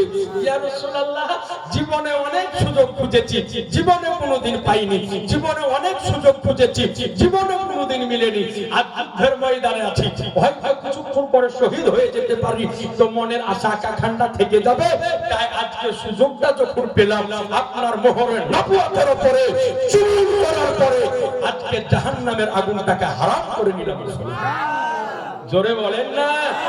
এইবার আপনার যুদ্ধ যখন আরম্ভ হবে, নবী আমার সাহাবী রাসূলদেরকে বারবার যুদ্ধের আয়াত পড়ে পড়ে তাদের জজবাকে বাড়াতেছে। একজন সাহাবী দাঁড়িয়ে দাঁড়িয়ে খুরমা খেতেছিলেন, হাদিস শরীফ এসেছে খুরমা খেতেছিলেন, খেজুর খেতেছিলেন, হাফ খাওয়া হয়েছে, হাফ মুখের মধ্যে নিয়ে চিবাতেছেন। তো নবী আমার বলতেছেন যে সাহাবী আগে বাড়ো। নবী আমার বলছেন ওই জান্নাতের দিকে বাড়ো যে জান্নাত আকাশের চাইতেও বড়, ওই জান্নাতের দিকে বাড়ো যে জান্নাত জমিনের চাইতেও বড়। তো একজন সাহাবী যিনি খেজুর খেতেছিলেন হযরত উমাইয়া রাদিয়াল্লাহু আনহু, তিনি জিজ্ঞাসা করছেন, ইয়া রাসূলুল্লাহ, ওই জান্নাত আল্লাহ কাকে দিবে? বলে এই যুদ্ধে যে ব্যক্তি শহীদ হবে আল্লাহ তাকে দিবে। হযরত উমাইয়া রাদিয়াল্লাহু আনহু মুখের খেজুর হাফ আছে, হাফ চিবাতেছেন, খেজুরকে রেখে দিলেন। রেখে দেওয়ার পরে সঙ্গে সঙ্গে তলোয়ার নিয়ে যুদ্ধের ময়দানে উপস্থিত হয়ে শাহাদাত বরণ করে সেই জান্নাতের হকদার হয়ে গেলেন। চিন্তা করলেন যে খেজুর খেতে খেতে যদি মৌত এমনি হয়ে যায়, তো খেজুরটা আবার খেলেন না, রেখে দিলেন। রেখে দেওয়ার পরে ময়দানে চলে গেলেন। এই যুদ্ধ যখন চলতেছে তুমুল আকারে, হযরতে আব্দুর রহমান বিন আউফ রাদিয়াল্লাহু আনহু তিনি বলেন যে আমি দাঁড়িয়ে রয়েছি, তাকিয়ে দেখতেছি যে আনসারী দুইজন বাচ্চা, একজনের নাম মাস আর একজনের নাম মাউস। একজনের বয়স 8 বছর, একজনের বয়স 10 বছর। কেউ কেউ বলেছে একজনের 10, একজনের 12। দুজনেই নাবালক বাচ্চা, এটা মেনে নিন।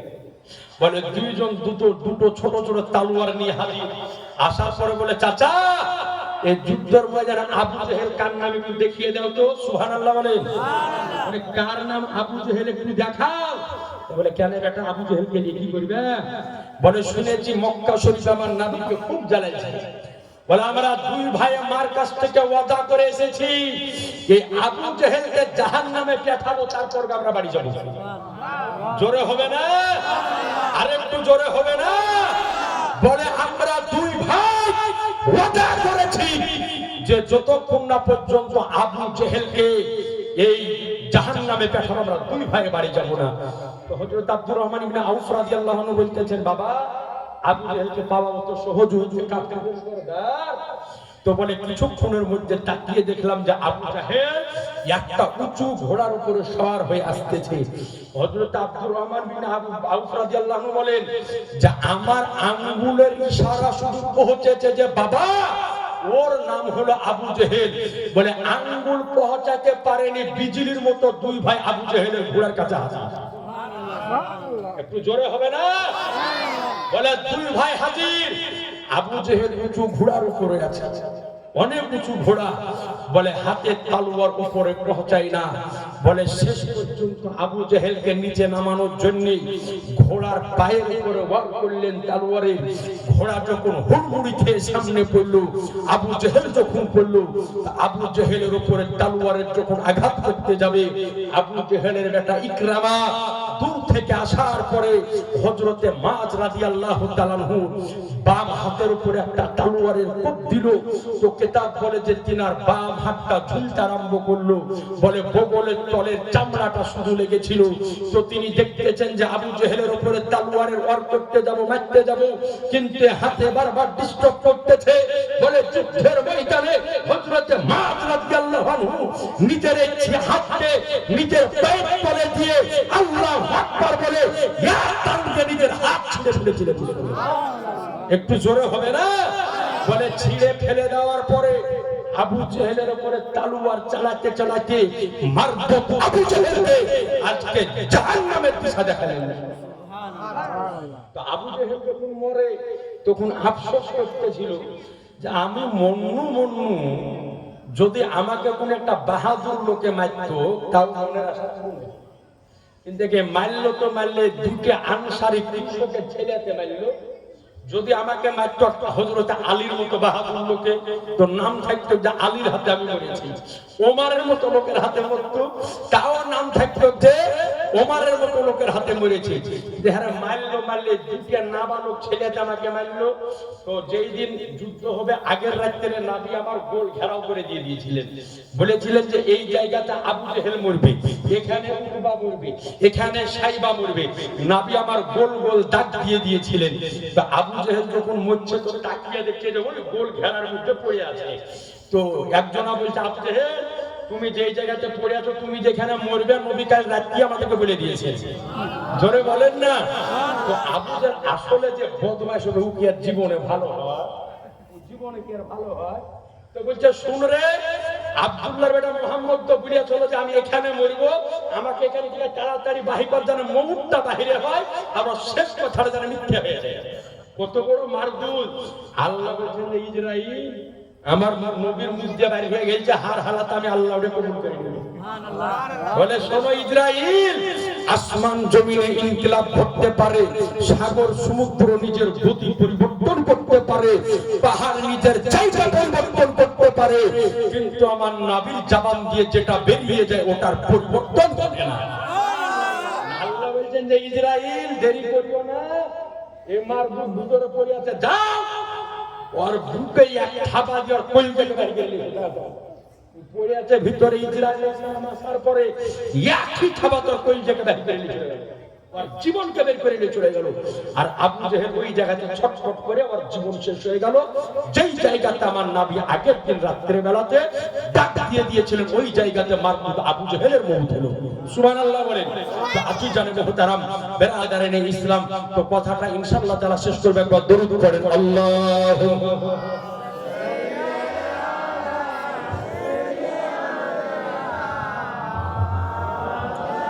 मोहम्मद हरदम ज़बान से निकालो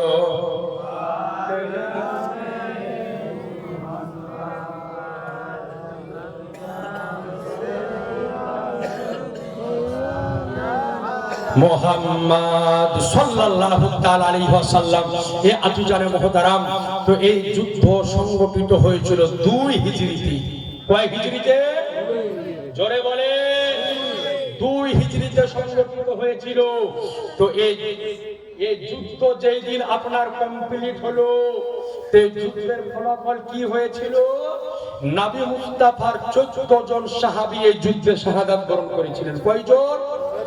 14 জন সাহাবী। ভালো করে মনে রাখেন, কুইজে প্রশ্ন করলে উত্তর দিয়ে একটা করে কলম জিতে নিয়ে কথা বুঝলেন?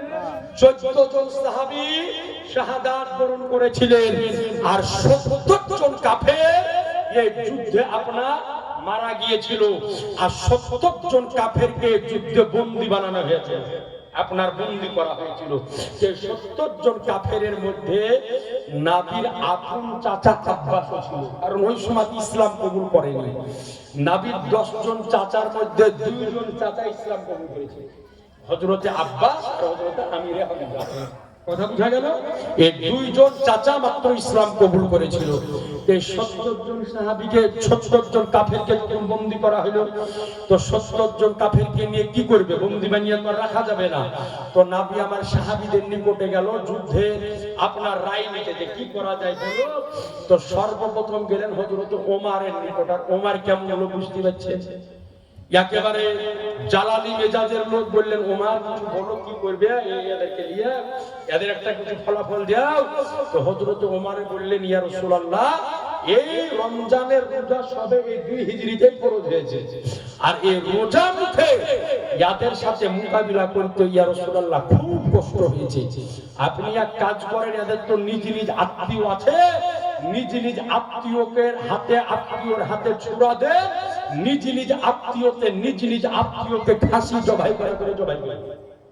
নবী চিন্তা করলেন যে ওমরের একটু জালালি মেজাজ আছে, কারণ ওমর ওই বাহাদুরের নাম যিনি যে রাস্তা দিয়ে হাঁটতেন ওই রাস্তায় 40 দিন শয়তান হাঁটতেন না। জোরে বলে একবার শয়তানেরা মিটিং করেছিল সমুদ্রের মধ্যখানে। কি মিটিং হয়েছিল যে শোন, এই ওমরের ভয় আমরা মদিনা ঢুকতে পাচ্ছি না, ওমরকে কাল সকালে ঘেরবো আর মদিনাতে মার্ডার করে আমরা মদিনা আগে দখল করব। ওরা মিটিং করলো, বললে আমাদের সঙ্গ পঙ্গ যা আছে হাতিয়ার তালুয়ার তীর ফর্সা সব হাজির কর, মদিনা ঘেরে আগে ওমরকে মারবো, মারার পরে আমরা আজকে মদিনা দখল করব। সকাল বেলাতে ওমরে ফারুক ফজরের নামাজ পড়ে মসজিদ নববী থেকে বের হয়েছে। চারিদিক শয়তানেরা ঘেরাও করেছে আর ইবলিস শয়তান আসতেছে সামনে। ওমরে ফারুক বুঝে কি ব্যাপারে তুই এখানে? তার মানে কিতাব বলে যে ওমরে ফারুক রাদিয়াল্লাহু আনহু শয়তানকে বাম হাত দিয়ে ধরে এত জোরে চালিয়েছিলেন যে ওখান থেকে 6500 কিলোমিটার দূরে পড়েছিল। জোরে বলা যাবে না? यार नाम হচ্ছে ওমরে ফারুক রাদিয়াল্লাহু আনহু। নবী আমার যখন হিজরত করে যান তো যতজন সাহাবী গিয়েছেন সব লুকিয়ে ছুপিয়ে, কিন্তু একমাত্র বীর পালওয়ান হযরত ওমর ইবনুল খাত্তাব যেই দিন মক্কা থেকে মদিনাতে যাবে সর্বপ্রথমে কাবার পাশে 2 রাকাত নামাজ পড়ে এলান করে মদিনা শরীফ তিনি গিয়েছিলেন। জোরে বলেন ওই বীর পালওয়ান হলো হযরত ওমরে ফারুক রাদিয়াল্লাহু তাআলা আনহু। তো হযরত ওমরে ফারুক রাদিয়াল্লাহু তাআলা আনহু এইবার আপনার ফয়সালা দিলেন। তো নবী আমার গেলেন হযরত আবু বকরের কাছে, বললেন আবু বকর তুমি একটা কিছু বলো। তো বললেন ইয়া রাসূলুল্লাহ আপনি এক কাজ করেন, আমাদের যারা 70 জন কাফেরকে বন্দী করা হয়েছে এর মধ্যে বড় লোক আছে, এর মধ্যে মধ্যবিত্ত আছে, এর মধ্যে গরীব আছে। তো ইয়া রাসূলুল্লাহ যেই রকম ব্যক্তি তাকে বলেন সেই রকম একটা করে টাকা এই জায়গাতে দিয়ে তারা রিহাই নিয়ে আবার মক্কা শরীফ ফেরত চলে যায়, এই কথা বললেন। তো নবী আমার যাওয়ার পরে বললেন যে টাকা দেওয়ার মক্কা শরীফ চলে যাও। তো নবী মুস্তাফা বেতিনা চাচা আব্বাসের কাছে গেলেন, চাচা যুদ্ধ করতে এসেছিলা, তো যুদ্ধ তো হারিয়ে গেলে, তো দেও টাকা দেও, চলে যাও মক্কা শরীফ। তো বলতেছেন যে ভাতিজা মক্কা থেকে যুদ্ধতে এসেছিল, টাকা পয়সা তো আনিনি, কি দিয়ে আদায় করবো, টাকা নাই। তো নবী আমার বলছেন চাচা মিথ্যা কথা কেন বলছো? মিথ্যা কথা বললে যে পাপ হবে, গুনাহ হবে, মিথ্যা বলিও না। তো বলে কি ভাতিজা খবর বলো। তো বলে চাচা যেই দিন মক্কা থেকে মদিনাতে আসো আমার সঙ্গে বিরুদ্ধে যুদ্ধ করতে, ওই দিন নির্জন রাত্রিকালে মক্কা শরীফে আমার চাচিকে নিয়ে যে সোনার টাকা পুঁতে রেখেছো, টাকা গেল কোথায় গেল? জোরে বলেন না। নবী দাঁড়িয়ে মদিনাতে সংবাদ দিচ্ছেন মক্কার। হাজী সাহেবরাকে জিজ্ঞাসা করেন মক্কা থেকে মদিনা কত দূর? বলবে 450 কিলোমিটার, কেউ বলবে 380 কিলোমিটার। কাছে তো নয়, অনেক দূরে। দেখা তো যাবে না। তো নবী আমার সংবাদ দিতেছেন আজকে মদিনা শরীফে দাঁড়িয়ে মক্কা শরীফের সংবাদ নবী আমার দিতেছেন। এই জন্য আজকে আপনার নিকটে আরো করতেছিলাম ও নবী কার নাম, যে নবী মুস্তাফা আজকে জমিনে দাঁড়িয়ে আকাশের সংবাদ দেয় নবী মুস্তাফা, জমিনে দাঁড়িয়ে আরশের সংবাদ দেয় নবী মুস্তাফা, জমিনে দাঁড়িয়ে জান্নাতের খবর দেন নবী মুস্তাফা, জমিনে দাঁড়িয়ে জাহান্নামের খবর দেয় নবী মুস্তাফা, জমিনে দাঁড়িয়ে কবরের আজকে সংবাদ দেয় নবী মুস্তাফা, জমিনে দাঁড়িয়ে সিদরাতুল মুনতাহার খবর দিতে পারে। আরে নবী তার নাম, যিনি জমিনে দাঁড়িয়ে স্বয়ং খোদার খবর দিতে পারে। তার নাম হলো আমার নবী মুস্তাফার চোখ। এইবার আপনার হযরতে আব্বাস বলতেছেন যে ইয়া রাসূলুল্লাহ, আমি যখন মক্কা শরীফে আজকে আমার বিবি তোমার চাচি উম্মুল ফাদালকে নিয়ে যখন আমি এই সোনাকে জমিনের তলে গাড়ি জমিনের তলে পুঁতি, ওই সময়তে আমি আর তোমার চাচি ছাড়া কেউ ছিল না। বলে ইয়া রাসূলুল্লাহ, আপনি যখন সংবাদ দিয়ে দিলেন তো আমি আজকে এটাই জেনে গেলাম তুমি হচ্ছ আল্লাহর সচ্চা নবী, তাই এই জায়গাতে তোমার হাতে হাত দিয়ে কালেমা পড়ে মুসলমান হয়ে গেল। তো নবীর আজকে ইলমে গায়বকে অদৃশ্য সংবাদকে দেখার পরে হযরতে আব্বাস নবীর চাচা তিনি আজকে ইসলাম ধর্ম কবুল করেছেন, নবীর কালেমা পড়েছেন। বলেন সুবহানাল্লাহ। এ আজিজানে মুহতারাম, এ ছিল আমার নবী মুস্তাফার দেখার পাওয়ার। এরবার দ্বিতীয় হিজরিতে হলো বদরের যুদ্ধ। তৃতীয় হিজরিতে এরপরে আরেকটা যুদ্ধ হয়েছিল, নাম হচ্ছে তার উহুদের যুদ্ধ। সুবহানাল্লাহ বলেন। কোন যুদ্ধ? উহুদের যুদ্ধ। এই উহুদের যুদ্ধে আমার নবী মুস্তাফার অনেক ক্ষয়ক্ষতি হয়েছে। এই উহুদের যুদ্ধে অনেক ক্ষয়ক্ষতি হয়েছিল, ৭০ জন সাহাবীকে শহীদ করা হয়েছে। এর মধ্যে আমার মনে হয় খেয়াল আসতেছে যে হযরত আমির হামজাকে এই যুদ্ধে শহীদ করা হয়েছিল। এই যুদ্ধে আবু সুফিয়ান রাদিয়াল্লাহু আনহুর বিবি পরে ইসলাম কবুল করেছিল, ওনার নাম ফাতে মক্কার পরে। ওনার বিবি হিন্দা তিনার হযরত আমির হামজা সিনাকে ফেরে কলিজাকে বের করে চিবিয়ে চিবিয়ে খেয়েছিল। এই আপনার উহুদের যুদ্ধে, এই যুদ্ধে আমার নবী মুস্তাফা দাঁতে পাথর মেরে দাঁত মুবারকের আগালকে ভেঙে দেওয়া হয়েছিল। এই যুদ্ধে আমার নবী মুস্তাফার একাধিক সাহাবায়ে কেরাম আজকে শাহাদাত বরণ করেছিলেন। যখন কাফেরেরা চারিদিক থেকে উহুদের যুদ্ধে নবীকে আমার ঘেরাও করেছিলেন, তো ওই সময়তে ৩০০০ কাফেরে ঘেরাও করেছিলেন। কয় হাজার? ৩০০০ কাফের চারিদিক দিয়ে ঘেরাও করেছে। একটাই লক্ষ্য, নবীকে বিদায় করব, নবীকে বিদায় করব। তো ওই সময়তে নবীর সামনে একজন সাহাবী দাঁড়িয়েছিলেন, যিনি সবচাইতে বেশি তীর চালাতে পারতেন। তার নাম ছিল হযরত আবু তালহা রাদিয়াল্লাহু আনহু। সুবহানাল্লাহ বলবেন। হযরতে আবু তালহা রাদিয়াল্লাহু আনহু বলে ৩০০০ কাফের তেড়ে আসতেছে নবীর দিকে। তো হযরতে আবু তালহা রাদিয়াল্লাহু আনহু সামনে দাঁড়িয়ে নবীকে আমার বলতেছেন ইয়া রাসূলুল্লাহ কি করব? তো নবী আমার বলতেছেন আবু তালহা তীর চালাও। তো রব্বে কাবার কসম, হযরতে আবু তালহা তীর চালাতে আরম্ভ করলেন। কিতাব বলে যে তিনি একলাই ওই জায়গাতে তীর চালিয়ে ৩০০০ কাফেরকে মুখে দিয়েছিলেন। বলে এত গতিতে তীর চালিয়েছিলেন যে একটা আঙ্গুলের মাংস ছিল না। বলে এত গতিতে তীর চালিয়েছিলেন যে তিনি আজকে ওই জায়গাতে ২৮ খানা ধনুককে ছিঁড়ে ফেলে দিয়েছিলেন। জোর করে বলেন সুবহানাল্লাহ। আপনাদের নিকটে আরজ করব ভাইরা আমার, আলোচনা দীর্ঘক্ষণ শুনলেন, শেষ মুহূর্তে দুটো কথা আপনাদেরকে বলবো যিনারা আছেন এবং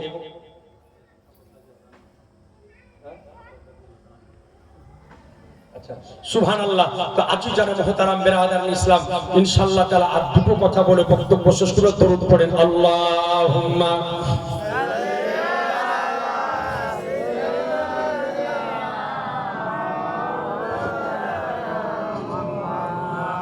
ওয়ালা আলি সাইয়্যিদ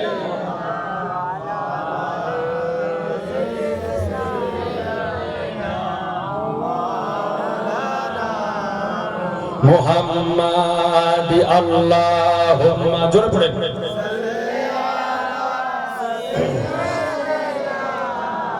মাওলানা মুহাম্মাদ ওয়ালা আলি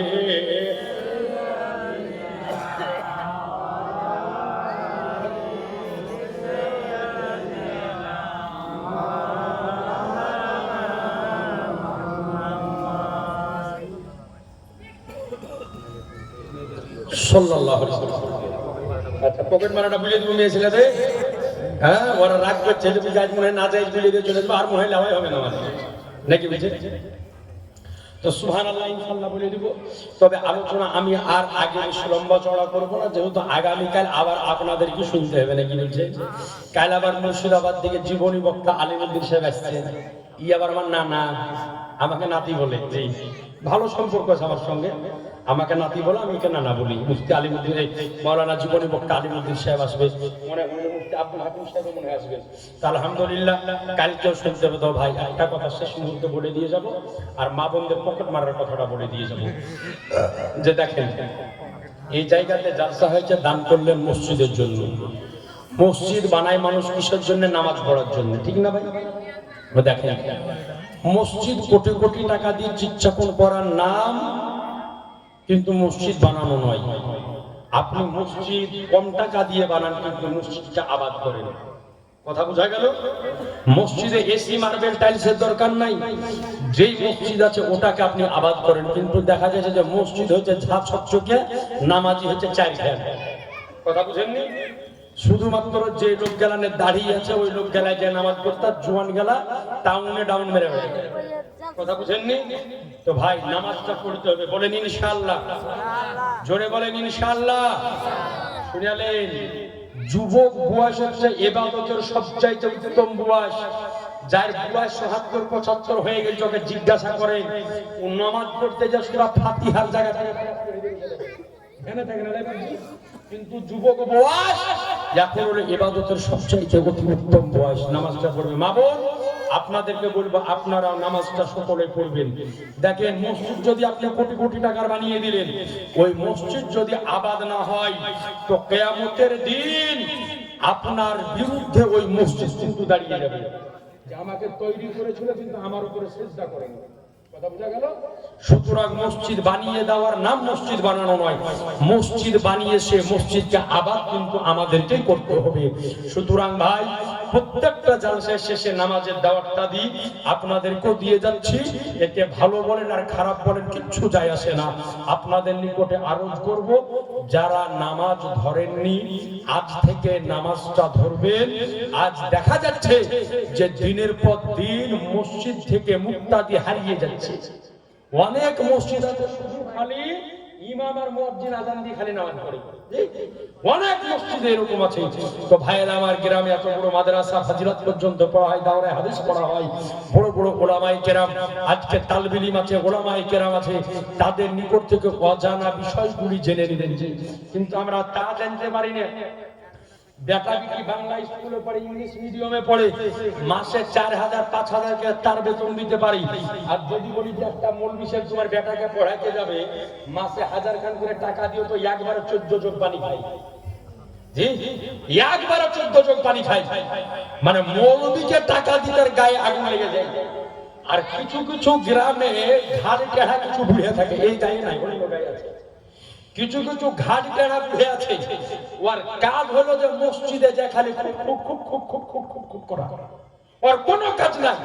বাড়িতে বুড়ির সাথে বলে না কিছু বললে দিবে মুখটা তুলে, তার লাগে বুড়ির সাথে বন্ধি বলে না যে মসজিদে ইমাম এই করেনি, ইমাম হ্যান করেনি, ইমাম ত্যান করেনি, আজ আজান ঠিক সময় হয়নি, মসজিদে ঝাড় হয়নি, ট্যাঙ্কিতে পানি নাই।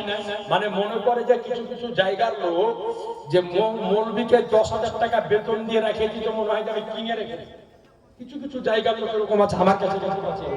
তো সুবহানাল্লাহ, আপনাদের নিকটে আরজ করব, ইমাম হলো আপনার বাদশা। সুতরাং ইমামের সঙ্গে ভালো ব্যবহার করবেন। আপনাকে বলি, যদি ২০ টাকা নজরানা দেওয়ার মন করে, তো আমাকে দেওয়ার দরকার নাই, গায়ের ইমাম বা মুয়াজ্জিনের হাতে দিয়ে আসবেন। কারণ আমি আজকে এসেছি, মাওলানা ইলিয়াস রাজভী সাহেব আজ থেকে কমবেশ ২ থেকে ২.৫ মাস পূর্বে আমাকে ফোনে নিমন্ত্রণ করেছে। তারপর আমি এখানে এসেছি। এখন আমি জালসা করব, এখান থেকে বিদায় নিয়ে চলে যাব। কালকে যদি আমাকে ফোন করেন, মুফতি সাহেব কামার করে আলেম জালসা করে গেলেন, আমাদের গ্রামের একজন হাজী সাহেব ইন্তেকাল করেছে, একটু জানাজাটা পড়তে আসেন, আমি জীবনও আসবো। আমি আসবো না, কিন্তু আগে যাবে আপনার গায়ের ইমাম। এই জন্য 20 টাকা নজরানা 100 টাকা নজরানা দেওয়ার মন যদি করে, ফজরের সময়তে নামাজে গিয়ে পকেট থেকে বের করে নিজের ইমামের হাতখানে দিবেন, মুয়াজ্জিনের হাতখানে দিবেন। কারণ রাত্রি 12টা বাজুক 1টা বাজুক ওই ইমাম মুয়াজ্জিন আপনার কাজে আসে। বলেন ইনশাআল্লাহ, জোরে বলেন ইনশাআল্লাহ। তো যাই যাই ভাইয়ের আমার, শেষ কথা ওই মশলাটা ওদেরকে নিয়ে দিই। ছেলে আপনার পকেট মারা জায়েজ আছে কি নাই মশলাটা বুঝিয়ে দিই, বক্তব্য আমার ইনশাআল্লাহ তাআলা আমি শেষ করব। দেখেন, বাড়িতে স্ত্রী স্বামী স্ত্রীর চলন হয় দুই রকম। কয় রকম হয়? দুই রকম। কিছু স্বামী স্ত্রীর চলন ফিরন এরকম আছে যে টাকা পয়সার হিসাব থাকে না। অর্থাৎ স্বামী তার স্ত্রীকে বলেছে যে তোমার যখন প্রয়োজন পড়বে আমার পকেট থেকে তুমি টাকা নিয়ে নিবে। এরকম অনেক স্বামী তার স্ত্রীকে হুকুম দিয়ে রাখে না, রাখে না? অনেক স্বামী আছে। এইরকম হুকুম যদি কোনো স্বামী দিয়ে রাখে, ভয় করিয়েন না, যাই দিলে দিয়ে যাবো না, নাইলে কাল থেকে আরো বেশি বেড়ে নিবে। কথাটাকে শুনে নেন ভালো করে। তো সুবহানাল্লাহ, যদি এইরকম চলন ফিরন হয় যে কোনো হিসাব পাতি নাই, স্বামী বলে দিয়েছে যে তোমার যখন প্রয়োজন হবে আমাকে বলার দরকার নেই, তুমি বের করে নিবে, তো ওই রকম চলাফেরার মধ্যে দিয়ে স্ত্রী যদি স্বামীকে না বলে বের করে নেয় তাহলে কোনো গুনাহ হবে না। কিন্তু অনেক স্বামী স্ত্রীর চলাচল এইরকম যে টাকা নিতে গেলে স্বামীকে বলে নিতে হয়, আছে না নাই? বা স্বামীর কাছ থেকে চেয়ে নেয় যে 200 টাকা দেওয়া দেবো, অমুক কাজ করবো। স্বামী দিলে নিতে পারে, না হলে পারে না। তো এইরকম যদি চলাচল হয়, তো স্বামীর পকেট থেকে 10 টাকা নিতে গেলেও স্ত্রীকে অনুমতি নিয়ে নিতে হবে। মশলা বুঝা গেল? এইরকম দুই রকম চলাচল হলে দুই রকম মশলা। তো সুবহানাল্লাহ, আজি জানে মোহতারাম, যাই হোক আলোচনা দীর্ঘক্ষণ হলো, আলোচনা আমার আর আগে বাড়াচ্ছি না। এইখানে আমার সংক্ষিপ্ত আলোচনার আমি সমাপ্তি ঘটালাম। যদি কোরআন হাদিস আলোচনায় কোনো ভুল হয়ে থাকে আমি আল্লাহর নিকটে ক্ষমা চাইতেছি। সকলেই করি আস্তাগফিরুল্লাহ রাব্বি মিন কুল্লি জামবি ওয়া তুবু ইলাইহি ওয়ালা হাওলা ওয়ালা কুওয়াতা ইল্লা বিল্লাহিল আলিয়্যিল আযীম। লা ইলাহা ইল্লাল্লাহ মুহাম্মাদুর রাসূলুল্লাহ সাল্লাল্লাহু তাআলা আলাইহি ওয়াসাল্লাম।